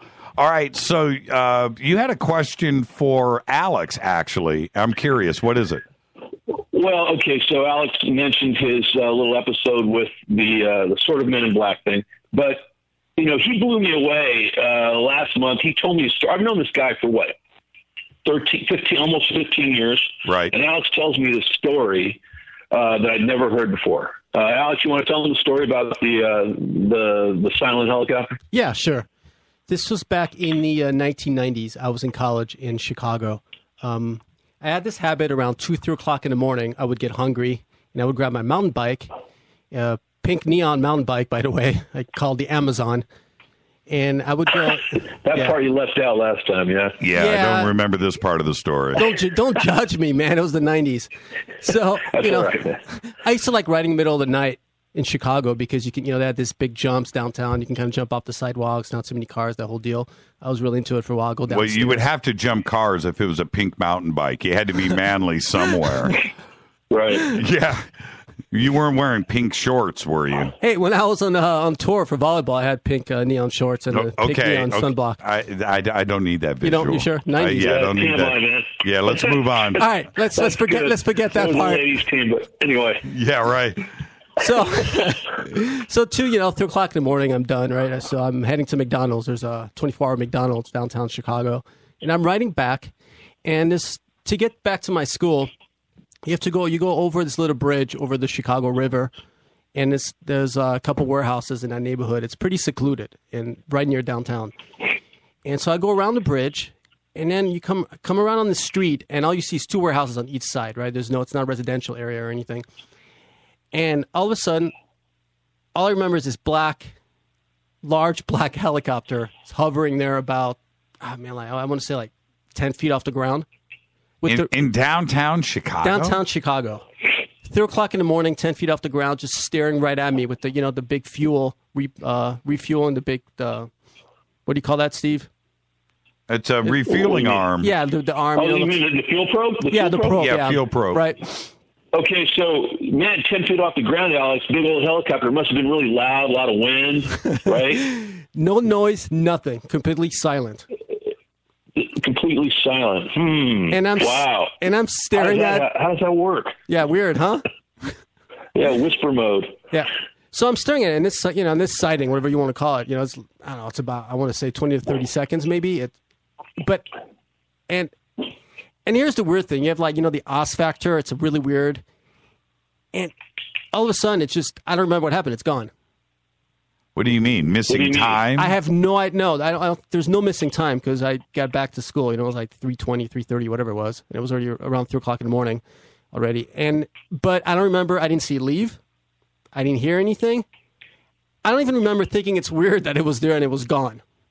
I just got on my back and just went back to school. Alex, that doesn't make any sense. I know, exactly. That's the point. Weird. Wait. Yeah. How could there not be missing time if you don't even remember anything? According to my clock, it doesn't seem to have been missing time. Now, Well, you're missing something. Maybe. You didn't see it fly away, right? No, nothing. Didn't hear anything, didn't see fly away, nothing. Okay, so that's missing time. That's missing something. That's missing memory, certainly. And how? Okay. Yeah. I've got 100 questions. What erased your memory and why? Yeah, why is the better question, right? Well, I wasn't there, Alex. Yeah. Well, I don't know because it's the only. Now, I've had other weird events, right, when I was a kid, but it was the only for that time period in my life. This was the only weird event that I had while I was in school. Well, Steve, let me ask you this. Let me ask you this. Is that even legal for a helicopter to do something like that? Of course not. No. It wouldn't have been. I mean, silent helicopters, maybe they exist, but not windless helicopters. You know what I mean? A helicopter wouldn't be 10 feet off. If it was a police helicopter and there was some sort of special deal going on, but this is at 3 a.m. and Mr. Alex is there, and it's nice and quiet. Well, and he doesn't remember. Alex, last time we spoke about this, you said you didn't quite remember exactly what happened after that. Yeah, well, I'm going to get to that in a second, but I want to talk about more of the legalities and the logistics of what's going on. If it's a large helicopter with a fuel probe on the front of it, then obviously it's either Navy, right? Air Force. But I can tell you what it's not. It's not the Chicago Police Department. Right? That's right. Exactly. An in-flight fuel probe is generally CH-53. That's the only helicopter I know of that. Well, no, the CH-46, which is also another large. I mean, but the 53, the Sea Stallion, that thing can lift a tank. It can lift a tank, and isn't that's either you're gonna feel the downwash of those blades when it's 10 foot off the ground. You're gonna get blown backwards. Is actually what's going to happen. So. And the whole thing to me is a screen memory, and I know, you guys know what that is. But Steve, that's what I would say it is as an investigator. Steve, Steve, let me jump in. Wouldn't that either be Navy or Marines? Yeah, it'd be Navy or Marines. Exactly right. And what is the legality of the Navy or the Marines at 10 feet off the ground in downtown of Chicago? I mean, is that legal? Is it legal? I don't think it's not legal, and it would never really happen. You know what I mean? Unless they had declared martial law or something, and it just wouldn't happen. So, very strange. Very, very strange. Don't you think, Mr. Alex, it's a little strange? It's a little strange. Now, if we jump... here's what's... Let me interrupt for just one last point, Jim. So here's what's interesting about Alex's sighting. There's a break in continuity about the sighting, but yet Alex, in his recollection, doesn't quite think it's off. There's something... In other words, there's something about it that he seems to be okay with. And this is sort of common among experiencers. There's going to be some part of their story that's totally off, and you'd go, that's not right, but they yet don't seem to have a problem with it. Or it's like there's this hiccup in the thought pattern. They don't quite, I'm not saying there's anything wrong with Alice. I'm just saying there's sort of like this, control that's placed on the memory so that certain things are omitted or not thought to be strange. Like a memory, like a memory overlaid the real memory. So the memory that you have is one that's not real, and that's the memory that makes it okay. Yeah. Right. And exactly. So, Alex, are you okay with what we're saying? No, I'm fine. I mean, I think it also affects your analysis, how you analyze the situation, because for years I never had a second thought. I'm like, yeah, middle of the night, weird black helicopter, and that was that. Never questioned it. Never questioned the fact that it was silent, that, the memories were somewhat fuzzy. I never analyzed it in that way, and that's me. That's not like me. No, I know. I'm a UFO investigator. So now let me. I want to get back to the end of the story, but let's go forward a day or two. Was there anything in the news, newspapers, local television that mentioned this helicopter in downtown Chicago? Not that I know of. I never actually looked. This was kind of like the early days of the internet, early 90s. So. But the news, on TV, when if it was there, which I do believe that it was, wouldn't somebody somewhere say, "Hey, did you hear about that helicopter that was in downtown Chicago last night?" Yeah, as far as I know, nothing. Wow. Now that's stranger to me than the story itself. Yeah. Let's back up. Now you said this is a black helicopter, no markings on it, right? Correct. Steve, in the Marines, which you were in the Marines, right? You were a Marine Corps fighter pilot, number one. Number two, you went and graduated from the United States Naval Academy, correct? True. Okay. Is there any helicopters that you know of that are black that are cruising legally major metropolitan areas without numbers on them? No. Right? No, there are not. I never encountered one, never saw one. Right. In my years, I was in the service for 11 years. But I never saw anything like that. And Alex, you didn't see any markings on this helicopter at all? None that I can recall, no. Wow. Yet, Jimmy, we know that there are black helicopters, and they have tail numbers. You just can't read them unless you're right up on them, right? But that's a whole another part of the service that I never encountered or was even aware of. Right. And we know through my research. Right. We know black helicopters are real. I've had that verified by, my own relatives in I don't want to get into Wow. What was that? Steve, what are you doing? Oh, sorry. That was a gate. I was opening a gate. Okay.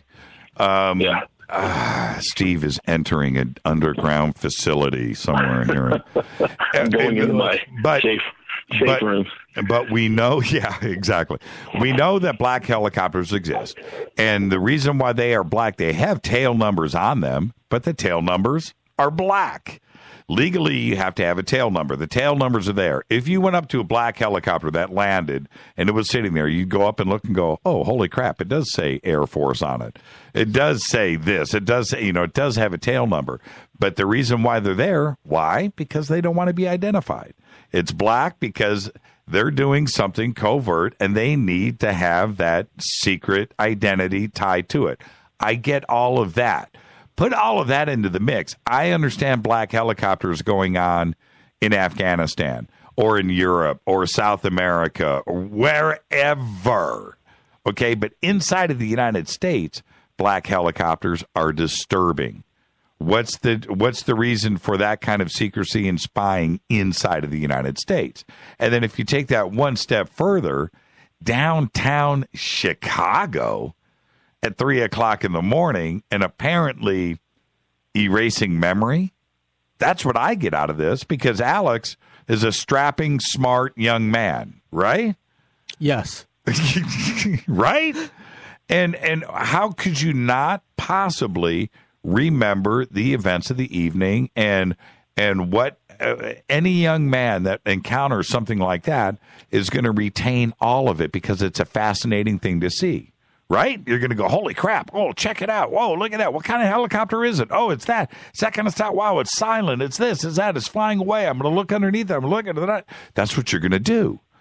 And you don't remember any of that, Alex? Nope.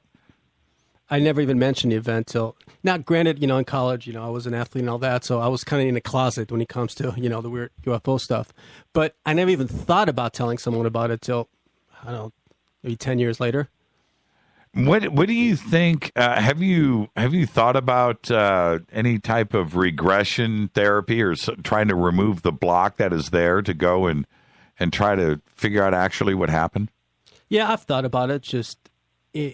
The problem is that as a researcher, I'm always worried about the stigma associated with when you're an experiencer. It kind of takes away your credibility on some level, and that worries me. I don't want to turn the corner where all of a sudden I'm an experiencer, not a researcher anymore. But you don't have to divulge to people that you saw that part of it, but you would get the answers about what happened that Maybe, evening. but I'd have to be sure it's somebody I trust, obviously, and knowing it's legit. Well, I'm with you there. I mean, I will not do regression therapy. I will not do it. I don't want to know. I'm cool with the position that I am in life right now. I don't need to know. And if something did, I just don't want to know. It's cool. People ask me about it all the time. No, I don't want to know. And that's the position you want to stay on? Yeah, and also the thing with, regression therapy is it's very easy to falsify information because it's not, even if the person doing the therapy is experienced and they don't lead you, it's those unconscious cues that usually lead you to come up with, false info. So I'm wary of the, regression therapy, to be honest with you. Now, what do you think, when you came up on this helicopter, it was 10 feet off of the ground, what was it actually doing? I don't know. I can tell you what I thought it was doing. My first thought in my head, and I remember this, is I'm like, it's looking at me and it's pointing at me with this pole. I didn't know it was a fuel pole at the time. It's all I can think about is why is it staring at me? And why is it pointing at me? Were you alone on the street? Yeah, I was. I didn't see another soul, And that's kind of weird for Chicago, too, as well. Yeah, granted, this was, around that corner. It was a little bit secluded. But, Chicago, 2, 3 o'clock in the morning, usually. It's not L.A., 2, 3 o'clock in the morning. No. People Chicago, walking around, Yeah, Chicago's alive. Right. So, yeah, no, probably. Yeah, what do you think about that, Steve? Steve, are you there? Did we lose Steve? No, we haven't lost Steve. He's still live. Yeah, that's, we'll wait for Steve to come back. That's pretty bizarre that he dropped out when we're talking about black helicopters. He's doing it for show. But not to have any other witnesses or anybody else around, and it's you, and the helicopter is pointing to you. Steve, are you back? I'm back. Okay. Accidentally muted the phone when I was parking the car. Oh, sorry, okay. guys. All right. Is Steve? Yeah. What do you think about the part for Alex that he was alone in Chicago? What are the odds of that happening in downtown Chicago at 3 o'clock in the morning? Chicago's alive 24 hours a day. Yeah, exactly. But isn't that seems to be always the case with an experience is conveniently either the witness or witnesses somehow are made to be isolated and, nobody else sees it. It's bizarre. It's the weirdest thing. One thing that struck me, Alex was just saying about how the helicopter, what he could remember was it was looking at him. And that's a very common theme for experiencers when they're seeing an object, a craft. They always have the feeling that the thing is somehow either connected to them or looking at them, or, they have this, it's sort of like you look at an object, whatever, and you don't get that feeling that it's looking at you. I'm looking at a TV. I don't feel like it. But when people see a UFO or an object in the sky, oftentimes they have this strange feeling of connection to it, that it's looking at them, that it's intelligent, that it's observing them. And it's just an object, it's just a craft or, some kind of disc. But they have that feeling, and that's a common thing. So, I'm convinced now that Alex had some sort of a strange experience, but it wasn't his first time. It wasn't his first, and that's usually almost always the case too. And if you have a person experiencing that sort of thing, they've had experiences like that in the past, and probably will continue to have them. What do you think? What do you think the message was with Chris Carter last night in this first? Well, actually, in this next run of X-Files, but last night, do you think there was some kind of underlying message that he was trying to get across? I think he was basically putting out there what seems to be known. Like it's so to us. Alex pointed this out earlier. To us, we hear this all. We know about this, and this is sort of like normal. You know what I mean? But for the average person, this is sensational information. You know what I mean? This is like, are you kidding? For us, it's like, we've been studying this for 10 years, and we know a lot of people who've encountered blah blah blah. It's just normal. And but he was just putting everything out there because it is, for the average person, quite sensational. And well, he was also, by bringing on this fringe, talk show host guy last night. Who I thought did a good job, that guy. Yeah, he actually did. And the message there, I mean, seriously, is guys like this that are talking the crazy stuff ain't so crazy. You know what? I thought that was pretty interesting. How going mainstream, it's. By the way, Jimmy, I love how the guy was independently wealthy, flying around in a jet. that was a little bit of a stretch. It was, because I don't have a helicopter. I can tell you that. I know right exactly. Where's my helicopter? Yeah. One thing I know about this field, there is no money in it right now. I can tell you that. That was pretty funny. There's just not a lot. You've made a lot of money off this conspiracy thing. Yeah, it was a pretty interesting take. I don't know who he was. Chris was referencing there, but I think it was a combination of you and Alex Jones and George Noyers. I've heard that like 10 times today already. Have you really? Yeah. Well, he's a much better looking version of all three of us. That was for sure. Hey, Steve. So where are you? What are you doing? At home. Pat just got home. My wife just got home. We're packing. We're going to go skiing. We're actually going to get on the road tonight and go to Mammoth. Oh man, you ain't right. Hey, are you going to join us? Are you going to join us up at Big Bear next week? Next weekend, I'm judging a karate tournament on Sunday, so I can't. I've got a seminar on Saturday. No, so the week after, February 4th. February 4th. Yeah, I can be up there for that. Okay. If not the coming weekend, not 2 weekends, but 3? Yeah. Is that what you're saying? February 4th, or 2, 5th, 6th, and 7th. February 5th, 6th, and 7th. Friday, Saturday, Sunday, Big Bear. Yeah, I think I'll be available. Okay. I bet I'll be up there. How about you, Alex? Yeah, if I can ride with you. There you go. Yeah, man. Let's carpool it. Let's do it. I guarantee you. I'm gonna get too busy over here. My wife's saying I got to pack the car, so yeah, I'm gonna let you guys go. Give my best to Pat. You guys be safe. She says hi. Okay, say hi to Rita. Alex, we'll catch up. Take care, guys. Yeah, practice some skiing. You're gonna need it if you ski with me. Yeah, you got it. All right, see you guys. Steve Murillo, everybody. Man, that was a surprise call. This is Fade to Black. Our guest tonight is Alex Mistretta. Steve Murillo. Wow. Well, close to our 2-year anniversary, which is tomorrow. This is Fade to Black. Your calls right after this. 323-825-5045. We'll be right back. Hi, everybody. This is Rob Halford, the Metal Guard on JimmyChurchRadio.com. KGRA Radio. Intelligent talk. Why do people order Life Change Tea? Because Life Change Tea helps the digestive system. Life Change Tea helps the colon unclog. The tea also helps with high blood pressure, high cholesterol, and many, many other health issues. Life Change Tea also tastes great. And Life Change Tea is not just green tea. Life Change Tea is a unique blend of 8 different herbs that go to town, cleaning your body of harmful toxins, bacteria, and parasites. Our tea is number 1. Are you ready for your life change? Let the tea help you. Log on to our online store of health helpful products to get your body on track. Log on to getthetea.com. That's getthetea.com. Or you can call us at 928-308-0408. That's 928-308-0408. Not all tea is equal. Read our website of all the factual testimonies that prove that Life Change Tea is working. Health is important, and our quality of life is very important. Don't wait to order. Expect a life change with Life Change Tea at getthetea.com.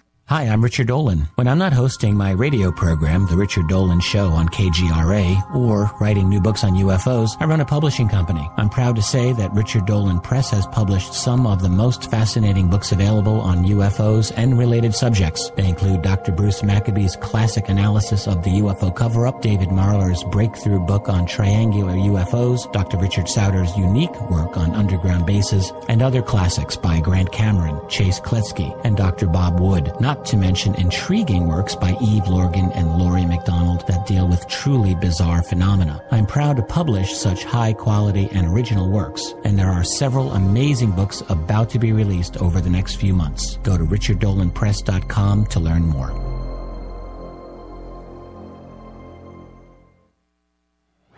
This is TalkNetwork.com. Did you know that when you're on the road with limited data or Wi-Fi available, you can still listen to every minute of Fade to Black by just calling 605-562-4482. No smartphone, app, or internet needed. It saves your data plan and no extra cost if you have unlimited minutes. Just call 605-562-4482. You can listen to me, Jimmy Church, on any phone, anytime, anywhere. Go Beckley Tappy.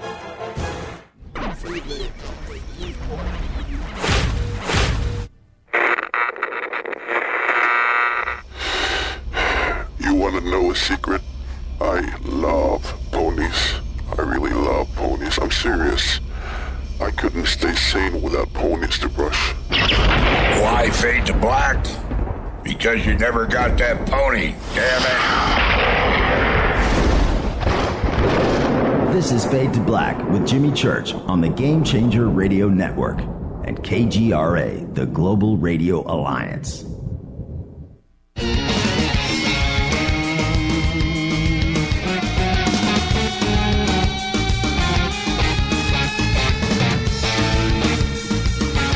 Aight. Welcome back to Fade to Black. I'm your host, Jimmy Church. Tonight in the studio, in the bunker, deep underground, author, researcher Alex Mistretta is with us. Wow, we just had a great phone call with Steve Murillo. That was pretty cool. The Three Musketeers here together. It's pretty cool. Let's go straight to the phones. Hi, you're live on Fade to Black. Who's calling? Hey, Jimmy, this is JC from Colorado Springs. Hey, man, how are you tonight? Everything good? Everything is good, man. Just got work. I joined the show late. Sorry about that, but I listen to you guys whenever I take a shower in the morning. So. That's all that matters. Yeah, that's all that matters. And say hi to Alex Mistretta. He's here in the bunker. And Alex, what is up, my friend? How are you, man? Dude, I'm good. No, I wish I could be on the whole show, but I do want to ask you guys, what was your guys' favorite X-Files show? I was going to ask you the same thing. What did you think about the X-Files? I love the new episode, of course. I noticed Mulder has got some aging on him, but it still looks flop. Yeah, I agree. But I know I went through a marathon of the X-Files for the first episode, and I want to ask you guys, what was your favorite show as far as the new, or not the new, but the old episodes? My favorite one of the old episodes? Okay, well, thank you for the phone call, and you're breaking up a little bit, but we got the question in, okay?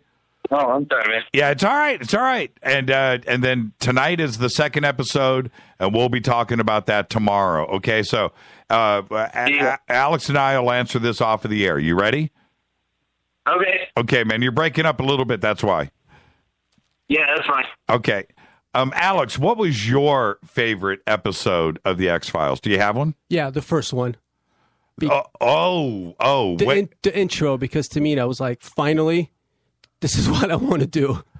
You know, I'm kind of, you know what? I remember, I'm going to have to go with that too, and I'll tell you why. Actually, for the same reasons. I remember watching the first episode of The X-Files, and I didn't think that it could be made. You know what I mean? I had that kind of thought to me. It was like, they can't broadcast this. You know, they can't. They cannot make this kind of show. And also, in the first episode, if you remember, they alluded to E.T.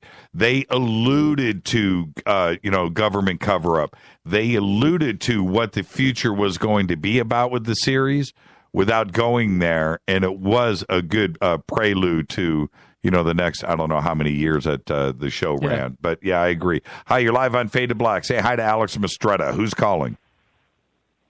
Hi, Alex. Hi, Jimmy. This is Lisa from San Francisco. Hi, Lisa. Hi. How are you? Hi. A great show tonight, and thank you so much for being with us, Alex. Oh, you're welcome. This is fun. And I was really fascinated that you brought up the helicopter, the black helicopter incident. Because I had a few of those myself in the late 90s in San Francisco. Same kind of, what happened, Lisa? Well,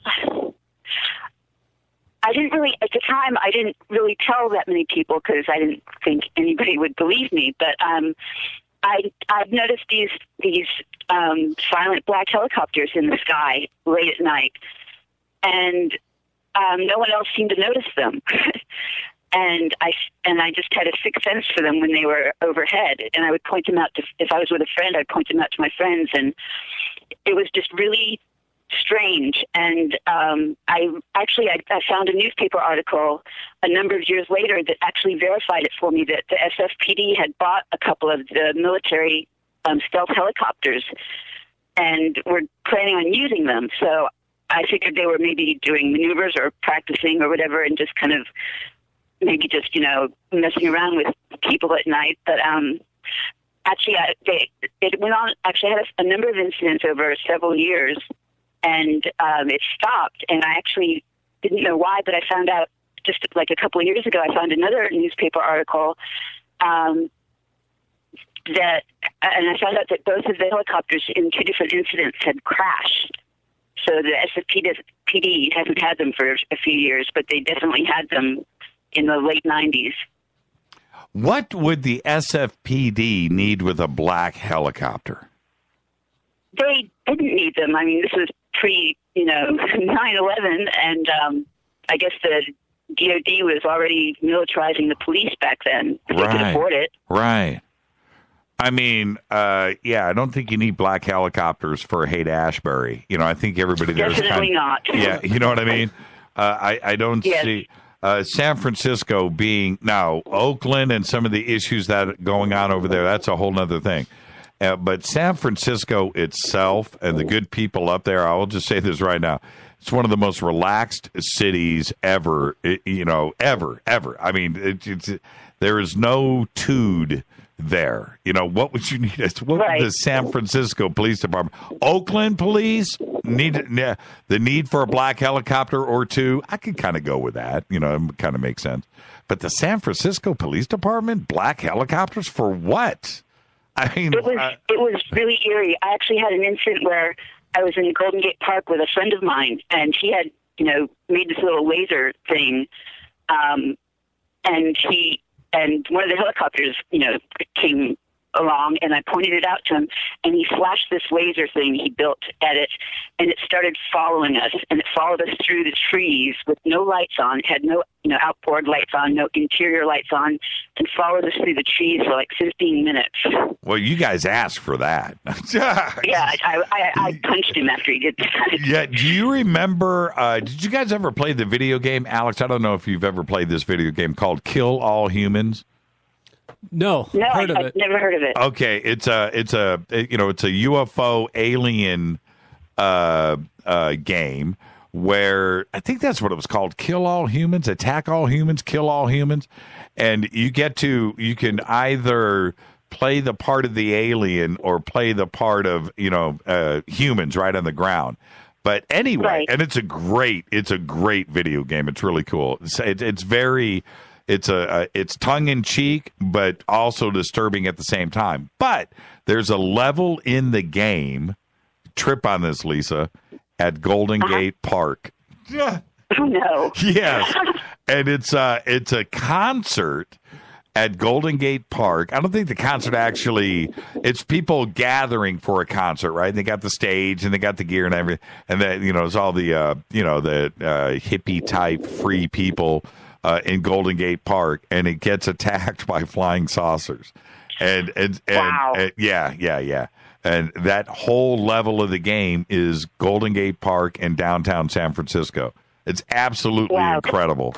I think that's what it's called. That's where they would show up. They showed up a few times at the band show. Yeah. In the middle of the park. Yeah, Lisa, go check out Twitter right now. It's called Destroy All Humans. That's what the game is called. Okay. And everybody's posting it right now. That's it. That's the picture. Destroy All Humans. It's a cool game. It's probably 10 years old now, but seriously cool video game. So anyway, thank you for the call, Lisa. Yeah, and the whole black helicopter thing is pretty interesting. And now, really quick, what did you think about X-Files last night? I thought it was terrific.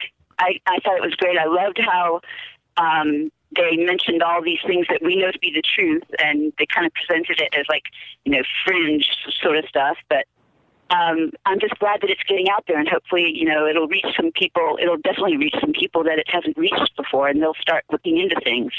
One of the parts that nobody has mentioned was the part in the limousine when the talk show host gets out, right, and comes up.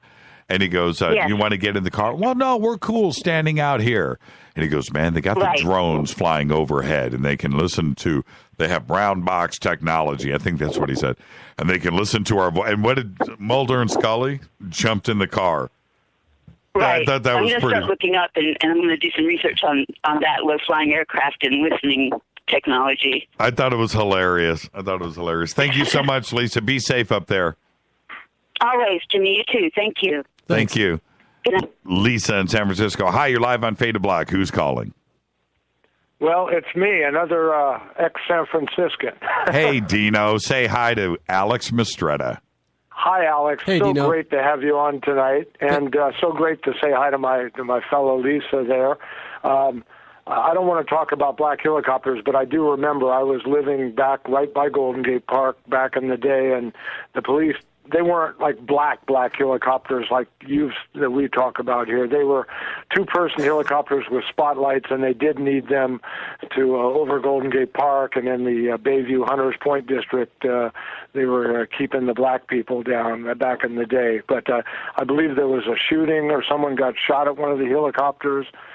So anyhow, that's that. But I wanted to talk about X-Files. I'm just overwhelmed with how good they are. I had a little problem last night, technical, with the first episode, but it kept going in and out. But I watched tonight. And, don't tell me a thing. I'm not. I'm just going to tell you that everything that you've been saying is true. Chris Carter, come on, we need props, and we need verification, because all one has to do is listen to your show or anytime you're on Coast to Coast. And I would love to be a writer for that show, because all the information is here. The truth is here. They just put it on TV in dramatic form. Yeah, there's nothing wrong. Look, obviously... I'm not putting it down. No, I'm not saying that at all. What I'm saying is, obviously, Chris Carter is a fan of either this show or shows like it, that he was able to incorporate everything in. He's a fan of the genre, and he does his homework. And that was pretty impressive last night. I mean, seriously, I felt like I had a condensed version of the Reader's Digest version of a year of Fade to Black. That's exactly what it was. That's what it was last night. So, and tonight, I'm not going to spoil anything, but tonight they just continue that. And what you had said earlier about condensing, maybe because how many episodes is Chris going to do? 9 of them? Yeah, no, 6. Only 6. Well, that's what they're doing. They're crunching everything. Even when tonight's episode ended, they have a little... Stop. No, I'm not going to tell you anything. It's just a little 90-second addendum, which goes into another area. They keep having all these... Dino, I'm going to disconnect you if you keep that. Do not tell me anything about tonight. I'm not telling you a thing except that... No, there is no except. Many stories I'm not going to say who or what. Okay. So, but it's pretty incredible, though, isn't it? And it was one of those things last night. I think all of us were able to sit back and go, you know what? This is really effing cool that somebody is able to do this. And that's the warm, fuzzy feeling that I got last night. Same for you? Yeah, it's a high production value. I must say, everything from the special effects to the point of view of the camera angles. I mean, I've done some acting, so I look at it from a technical standpoint. Beautifully done. The sound is good. All the special effects. I could go on and on. I don't want to spill anything else, but just the fact that they brought back the old gang. I mean, Mitch Pileggi, that guy is perfect as being the boss for Mulder and Scully, and just everybody that's in the thing. It's like you came back a few years later, and there's still FBI agents drawn back into this stuff. You know where we blew it? Where we blew it was Dean Haglund was going to wear a fade to black shirt, right? And at that point, he was flying from Australia to Vancouver the next day to shoot. And we just didn't have the time to get T-shirts up to him to wear onto the set, at least to try to get a fade to black shirt. Instead of a Ramones shirt, right, that he would get a fade to black shirt on. And, man, if we just had another 24 hours, we could have pulled it off. And I'm not saying it would have happened, but at least we had a shot at it. It's kind of a drag. But it is what it is. Yeah, Dino, all I can say in conclusion, I mean, I've only seen 2 episodes, but with all the stuff that they're putting out there and all the hints at, shadow governments and such, all the stuff we know about on this program, they better bring in the lone gunman again, because we've had him on our program to straighten some stuff out. Yeah. We're going to get Dean on the show. Homo said Dino. Dean on the show here either this week or next week. So wonderful. I'll be able to pick his brain. Thank you for the phone call, Dino. Thank you for the show. That opens up the phone line, 323-825-5045, 323-825-5045. Okay, Alex. Yes. I've got about 5 or 6 questions here lined up in Twitter. All right, so let's just see if you can answer the questions. This is from Eric. He says, ask Alex about super soldiers.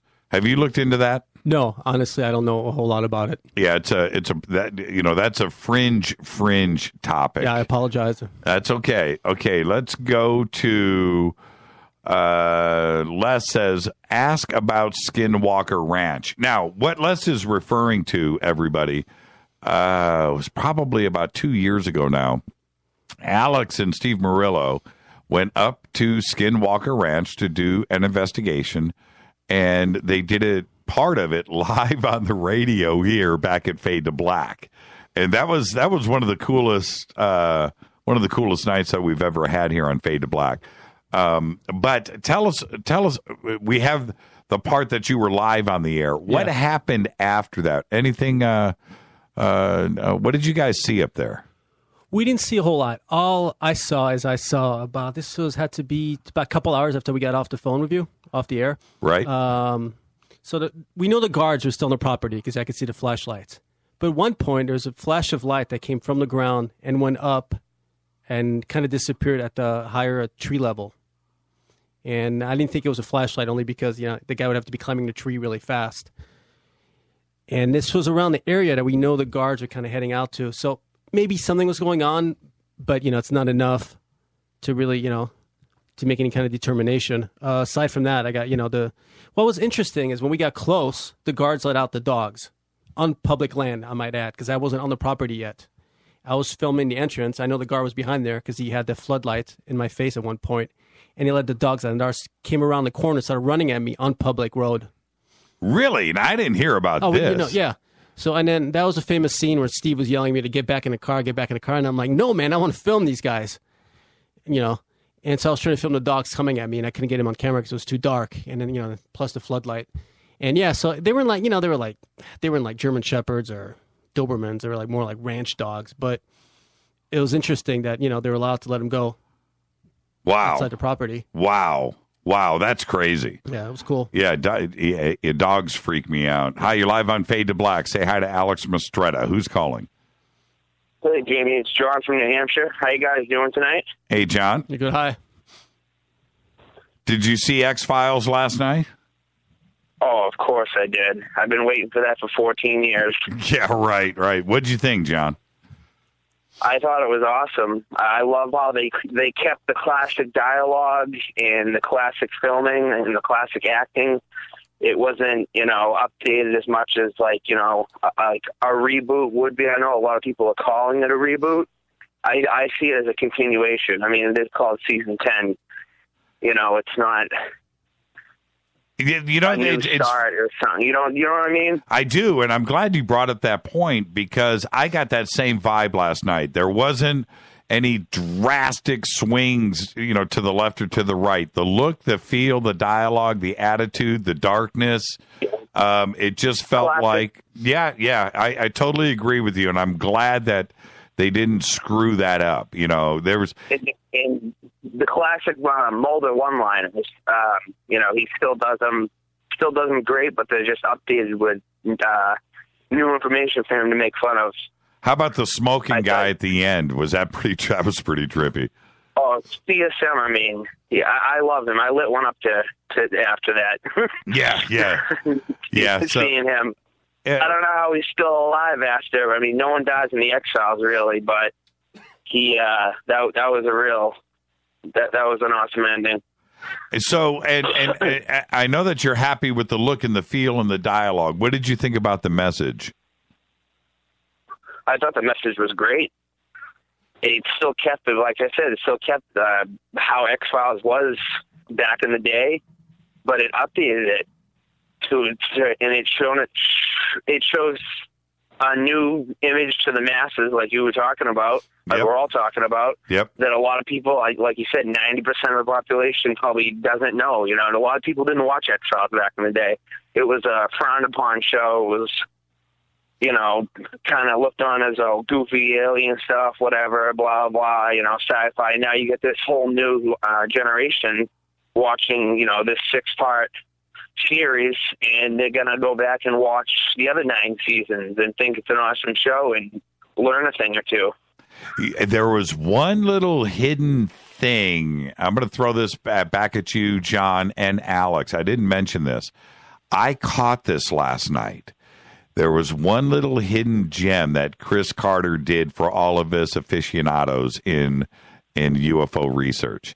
In the crash of the Roswell saucer, right? Yep. Tilted up, and the broken part of it, what was sticking out on both sides but I-beams. Did you guys catch that?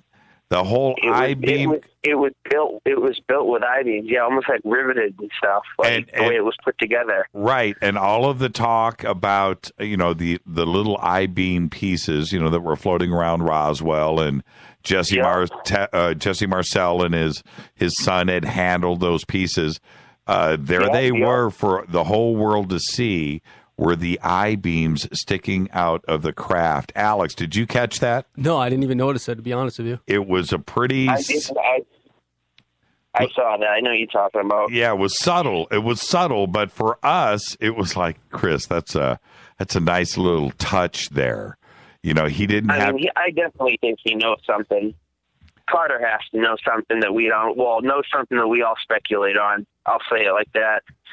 Well, when you're in a position like Chris, John, just imagine, because I know the position that I'm in, right? And I know who I talk to.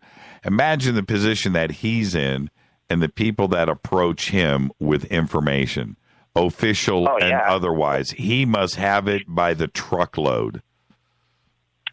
I will say the only thing I didn't like about last night was I'm not a fan of CGI. I think 90s animatronics and stuff was awesome, and the way that they did the Greys back in like the season 6, season 5, season 7 of the X-Files was really, they did a really good job on them. Right. And I didn't like the CGI Grey last night. I thought you mean when he was crawling on the ground? Yeah, when he was crawling on the ground, and I mean, it was a quick scene, when they shot him and stuff like that, but he was CGI. I thought, afterwards it looked good. When it was that, you can tell it was an actual, put together makeup dummy, but I thought they should have used the classic X-Files Grey that we all know. Right. Because I always thought they did a really, really good job. Yeah, that's creating those. That's interesting. When I get these thoughts all the time. When I see CGI today, like last night, the scene that you're talking about, the reason why it's done, and I understand, is to save money, right? Okay, of course. So that's why they do it, and it's effective. Okay, I get that, but you're right. There's nothing like real shot of something real, even if it's animatronic, even if it's somebody in a suit or whatever. You still have the vibe of it being real, and it feels different to your eyeballs because you're looking at something real and not CGI. I was watching a film the other day, big film, doesn't matter. And at the end of the film, there was this like crane shot of all of these, thousands of people walking through this field, right? And I'm looking at it and I'm like, that's BS.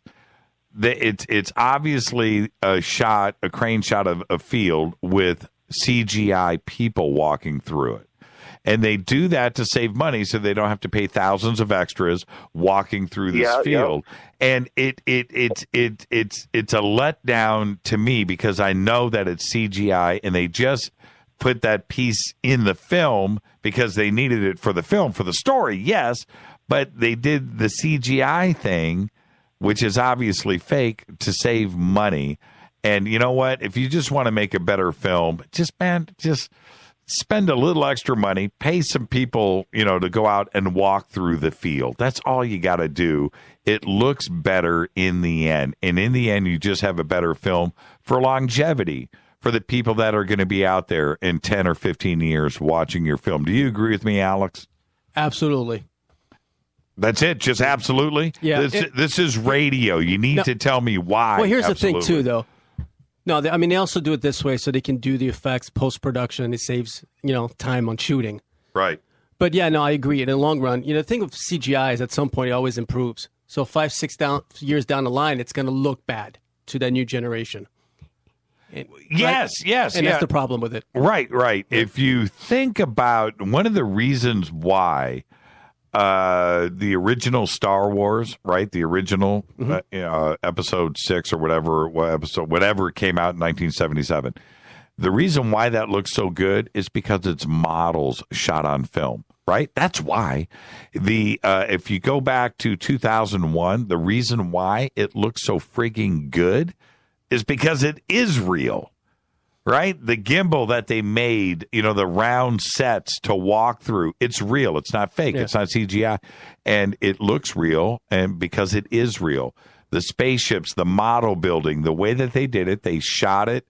Douglas Trumbull, the guy that, was a special effects guy, I give him so much credit. The reason why that thing looks so good today is because it was real. And there's a reason why. Let's take a quick break. This is Fade to Black. Our guest tonight is Alex Mistretta, live here in the bunker. I'm your host, Jimmy Church, taking your calls, 323-825-5045. Did you see the X-Files last night? What did you think? More of your phone calls when we come back right after this. Stay with us.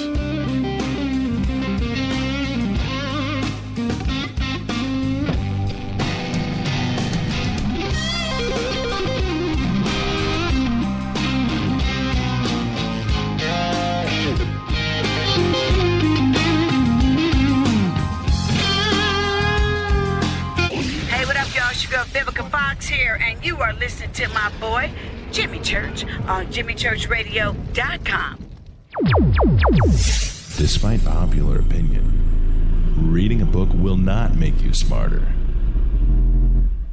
But listening to Jimmy Church will.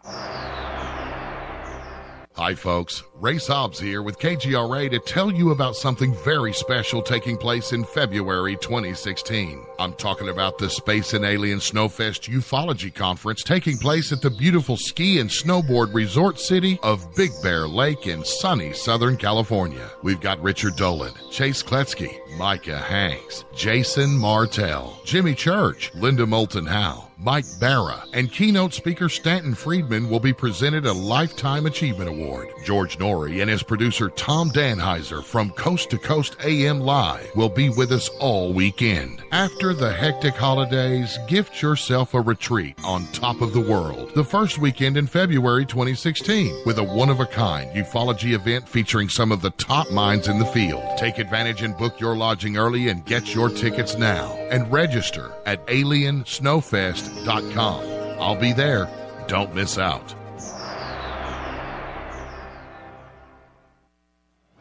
This is TalkNetwork.com.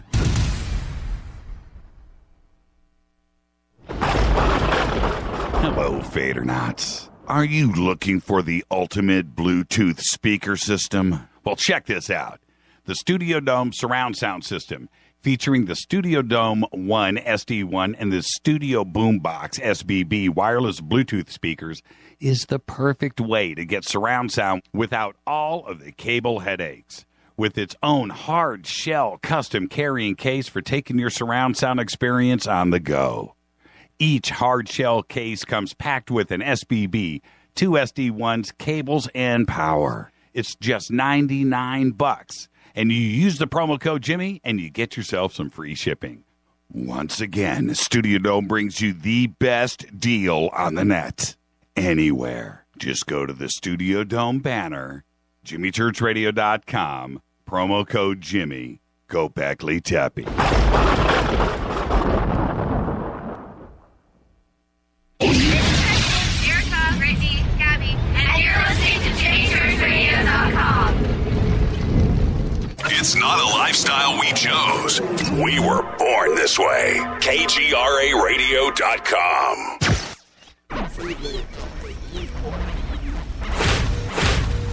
This is KJCR at JimmyChurchRadio.com.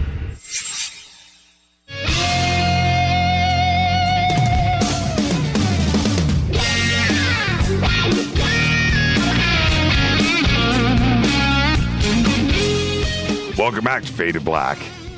Bespoke radio for the masses on KGRA, The Planet, and TalkNetwork.com. I'm your host, Jimmy Church. Tonight, author, researcher Alex Mistretta is with us live in the bunker. Let's go back to the phones. Hi, you're live on Faded Black. Say hi to Alex Mistretta. Who's calling? You're live. Hey, Alex. Hey, Jimmy. How you doing? Doing good. Who Alex, is this? How you doing? This is Brendan Boise. Hey, Brendan Boise. How are you? Doing great, man. I got my package in the mail. I'm very happy. Oh, there you go. There you go. Glad to hear it. Yeah. Hey, I'm calling up tonight. I have not watched the X-Files yet, but listening to you guys talking, I'm definitely going to have to go check it out for sure. Yeah, definitely. But there's, the black helicopter thing, I've actually had back in the late 89, the late 80s, I had a landlord that, she would see these black helicopters hovering over at night, and there was one night that my nieces saw it too, and, it was silent. And, of course, I didn't really believe, I kind of thought maybe, they were watching that movie too much, that Blue Thunder movie or something like that. Right. But, hearing this tonight, it just, it kind of reinforces that. And another thing is, when Steve Murillo called up, I had to call up and share this experiment because one night, about 6 months ago, I was sitting in my hot tub late at night, and about 11 o'clock, and Alex Mistretta, he's a cryptologist. Yes. Has he heard anything about like a stingray? What do you mean a stingray? Well, I never knew what to call it, but I was listening to the coast one night, and they had a cryptologist on there, and he was saying that he was describing what a stingray was, and that's about the best description of what I saw come across the sky from my 10 o'clock to my 2 o'clock, and just, come gliding through the sky at a slow pace. And it looked like a stingray from the ocean? Stingray? That's what he said. They call it like a stingray because it's looks like a stingray in the ocean, looking at it from the bottom, right? Like flying over you, right? And the only reason I think that it's the only thing that matches up to it is the color of it. It was like a skin color. Interesting. And it was an animal. Is that what or is it? Well, the color of it was like an animal. It'd be like if you took a pig and filled it up with air and it would blow it up, it didn't look like a balloon, but the color of it was a skin color. But it looked like a stingray. Yeah, it looked like a stingray from the bottom. Wow, that's interesting. You ever heard of anything like that? I was only seeing the bottom of it. I wasn't seeing anything else. Okay. It made no noise, and it was like 75 feet up in the air. I called Peter Davenport. Right. And, he wanted me to send in a electronic report. Did it have a tail on? No, it did not. It did not. If you were looking at a boat, like a hull of a boat, the kind that slant to front, that's kind of like what I saw as the front. And the only reason I could see it, I felt, was just because it was reflecting the amber of the street lights. Huh. But it wasn't like a metal. It wasn't like a plastic. And as I'm sitting there watching this thing, I'm remembering this report that came out like a couple of weeks ago, this video on YouTube of a pterodactyl supposedly in Boise, Idaho. Yeah, I saw it, yeah. And I'm not saying it looked like that pterodactyl, but sitting in my hot tub, I felt a little bit like, what, I'm going to go in the house now because I don't think I really want to be out here. Because if this thing comes back, I don't want to be here. Yeah, that's interesting. Yeah, thank you for the call, Brent. Yep, thank you. Thank you. In all of your crypto work, Alex, ever heard of anything like that? No, I'm not sure. I mean, I'm leaning towards that this was some kind of aircraft that has that appearance. Right. Anomalous, sure, but it doesn't sound like a living animal to me. Yeah, there's a couple of drones right now that look very stingray-ish. I mean, I investigated a sighting some years ago in Malibu once again of like a small triangular craft that would come out of the ocean and kind of head towards the canyons that kind of look like that, I suppose. Right. Every time, I don't want to take the time to tell this story, but when I was a kid, I was like 15 years old, and I saw this giant manta ray. When I say giant, I'm going to guess and say, I don't know. It had to have been between 25 and 50 feet across, wingtip to wingtip. Massive, right? Twice as big as the sailboat that I was on. Come out of the ocean. We were out sailing. I was with my dad and a friend of ours, a neighbor. And we were on his boat down in Panama. And off to my left, which would have been port, I'm at the back. I'm at the wheel, right? This thing comes out of the water and catches air. And it was huge. It was probably a quarter mile away. And it came out of the water probably 20 or 30 feet, caught air, flew for a second, and then went back into the ocean. But I looked right down its mouth. And I'm telling you right now, you could have drove a Volkswagen into this thing's mouth, man. It was huge. And I often thought about that in a weird way. What if those things could actually fly? because he tried to fly. He flapped his wings. Do you know what I'm saying? Yeah. Yeah, this thing came out. I just thought, man. And my thought was, what if he flew into the boat? He happened to fly out of the water and miss us. But that thing, if he would have flown out and hit our boat, it would have broke it. It would have broke the boat. It was that big. It was huge. And there it is. I don't want to spend a bunch of time on this. Now, with you, Alex, you were telling me during the break that when you were 10 years old, that you had another experience in Beverly Hills. Correct. And now you didn't. I've never heard this story before, and you only told me a little taste of it during the break. So. Over to you. What happened? Okay, so this is basically my origin story. This was the first UFO event that piqued my interest. I watched Close Encounters of the third kind, and do you remember the sound at the end? They had that game Simon that you could buy, and you can kind of make the ta ta ta ta ta. Right, the round circle game with the lights. Right. Yeah. Yeah. So I got that. And I used to go in the backyard every night, trying to I was 10 years old. This was 1980. I'm like. On Rodeo Drive, by the way. So I'm like, I'm gonna talk to aliens, right? And I kept doing it. Obviously it never worked. One night, we're in the backyard. I'd say it's 11 p.m. I'm with my mom and one of her friends. Okay, Rodeo and what? And Sunset, 2 houses down from Sunset. Okay, that's like the most expensive neighborhood in America. I had a very rich stepdad for a while. Okay. Obviously you did. Yeah. For the audience, that's called the Flats of Beverly Hills. And Rodeo Drive in Sunset is exactly what you're thinking. It's Rodeo Drive. But let me tell you, things have changed. Yeah. Okay. So anyway, you're on Rodeo Drive. You have your Simon. Right. Okay. So at this point, I know nothing about UFOs except from the movie, right? And then this object comes down 30 feet above our heads over the pool. Okay. It stays there for about a minute. It's oval. It's just a big ball of light, about 20 foot across, completely silent. It just hovers there. So two witnesses besides myself, 2 adults. It stays there and it goes away. It's just gone. I don't know if it just took off really quickly or just blinked out. You're 10 years old. You weren't drinking. No, not yet. No. You're not smoking weed. Nope. Okay. You're telling me that an oval-shaped craft. What time of night? 11 p.m. 11 p.m. Midnight, yeah. So obviously you live in a large house in a nice neighborhood. Right. You have a nice pool. You're in the backyard, and a saucer-shaped, oval-shaped craft comes down into Beverly Hills and hovers above your pool in the backyard in Beverly Hills. That is exactly what happened.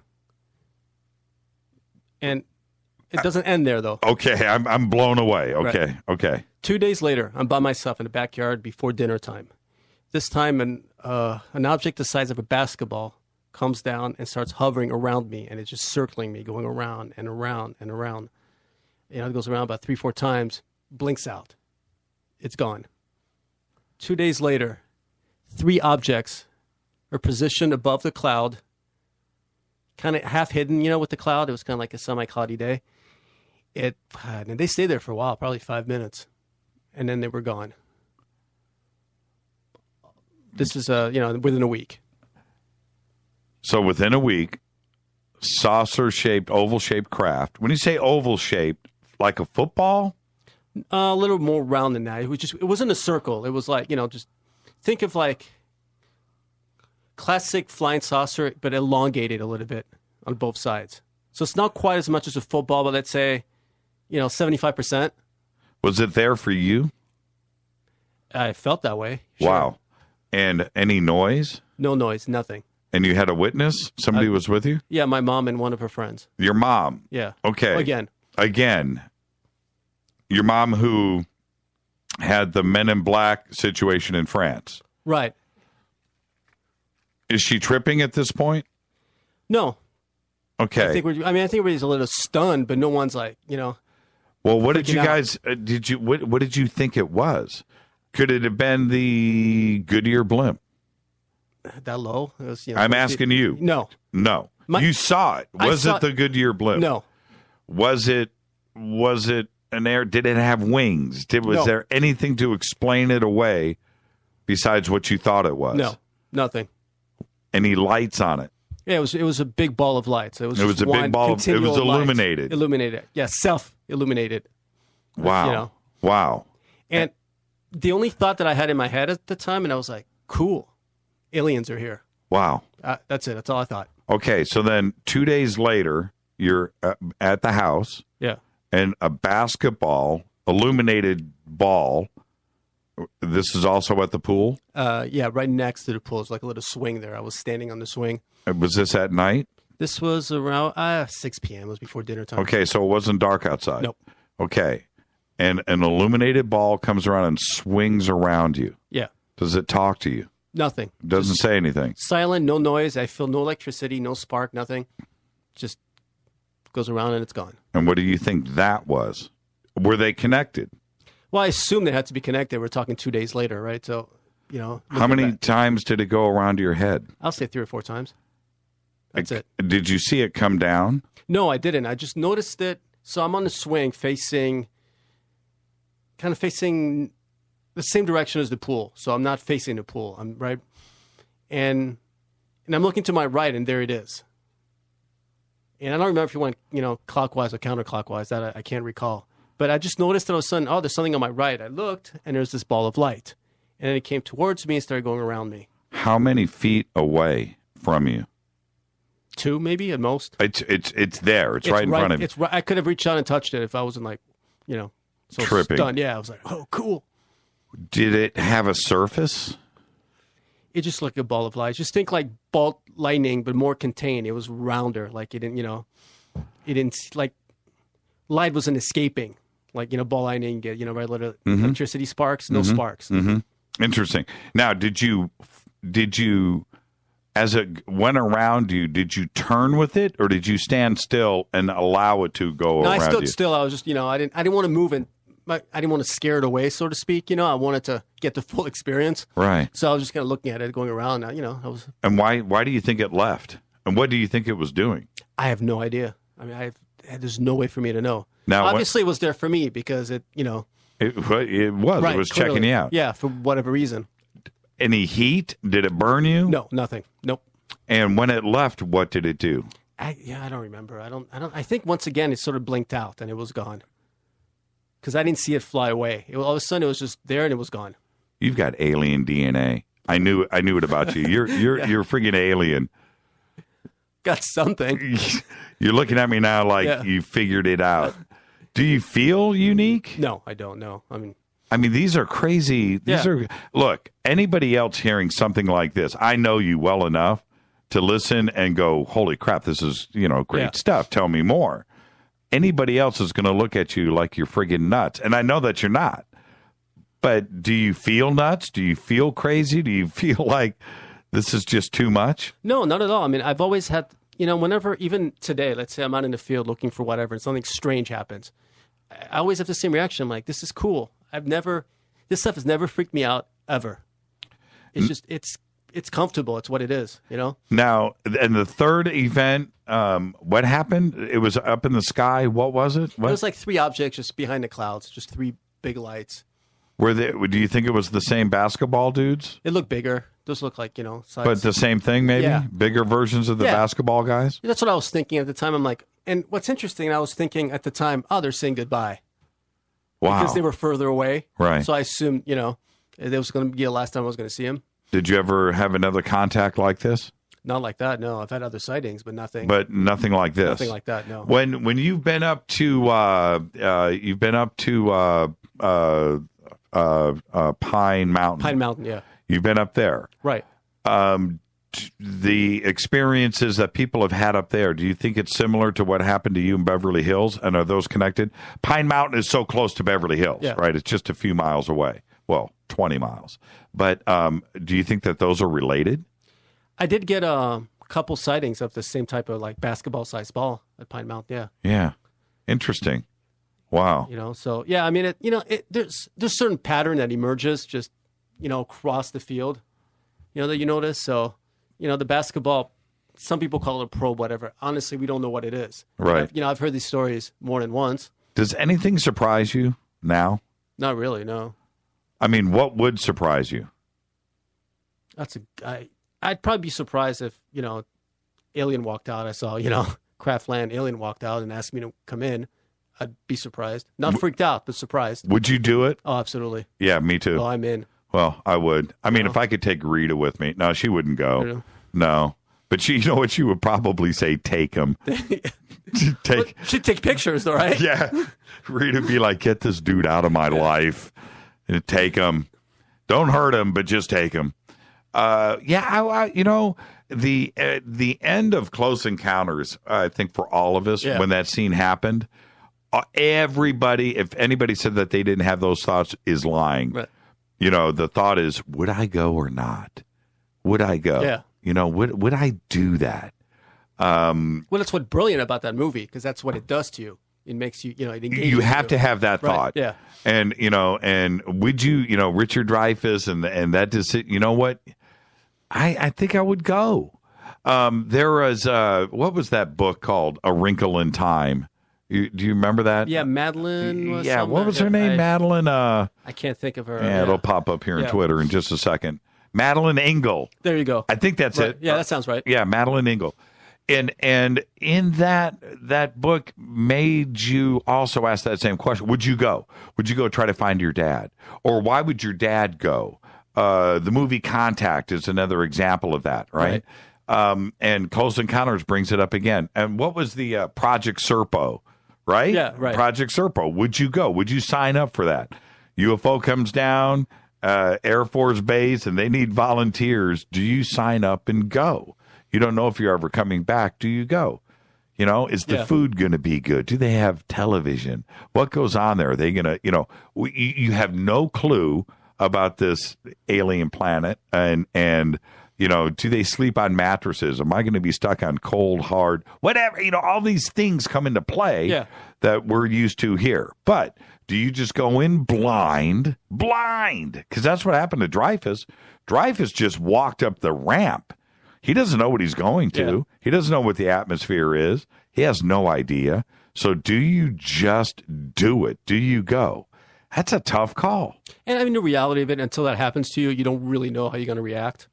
It's easy to, sit here and be like, yeah, dude, I'm in, but until it happens. But in a strange way, you did have those experiences. Okay? You had the ball come down and swing around you. You didn't freak out. Yeah, no. You didn't scream. You didn't try to hit it. You didn't, you know what I mean? Right, yeah. You didn't have a negative vibe, so you're open to it. And I'm just wondering, I guess you're okay with it. I don't know. Do you remember during the tsunami, and when that went down in the South China Sea and that whole area, it was bad. It was sad. Indonesia, off the coast of India, there's an island there. I forget the name of it, but that has an indigenous Indian culture that has never had contact from man, and it is illegal to make contact. You cannot go to that island. Okay. We don't know what goes on that island. They don't know about us. And they keep it clear. They don't want boats sailing by. They don't want people to observe. They want to keep this culture unique. They have no contact with us, modern man. Okay? You know about the island? No, I didn't, actually. I had no idea. Well, all of this does exist. Right. Well, after the tsunami, the Indian government's like, holy crap.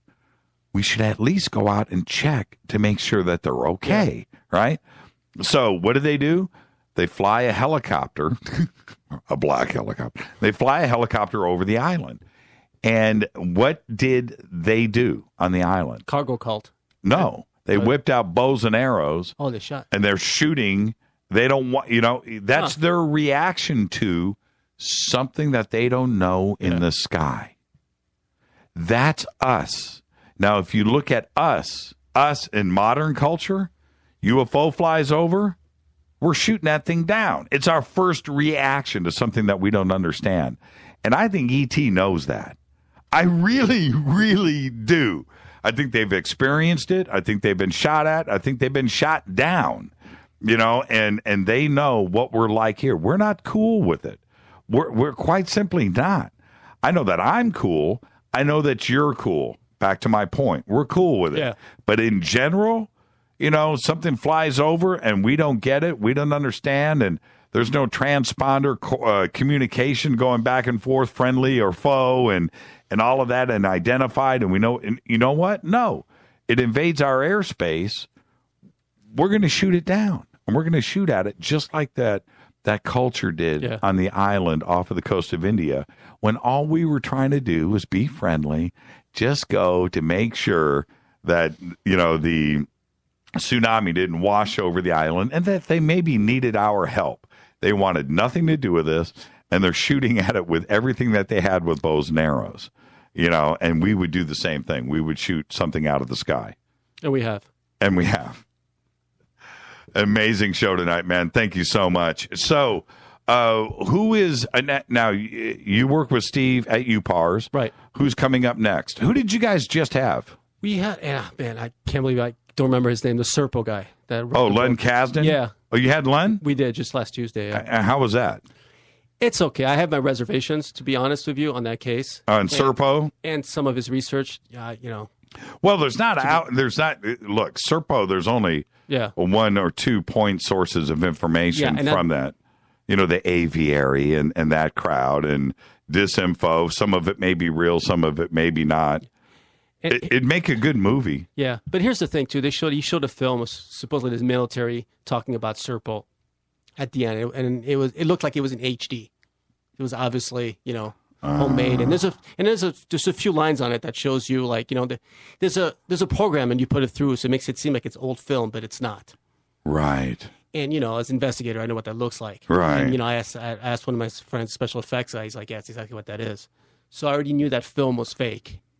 Yeah. You know, I think there's something with Serpo, I think like 2% of it is true, and the rest of it isn't. And so there's something to the case. That's usually the way it is. You know, and you just got to read through it. Yeah. I want to thank you for coming on the show. Who's coming up on UPARS next? I'm not even sure.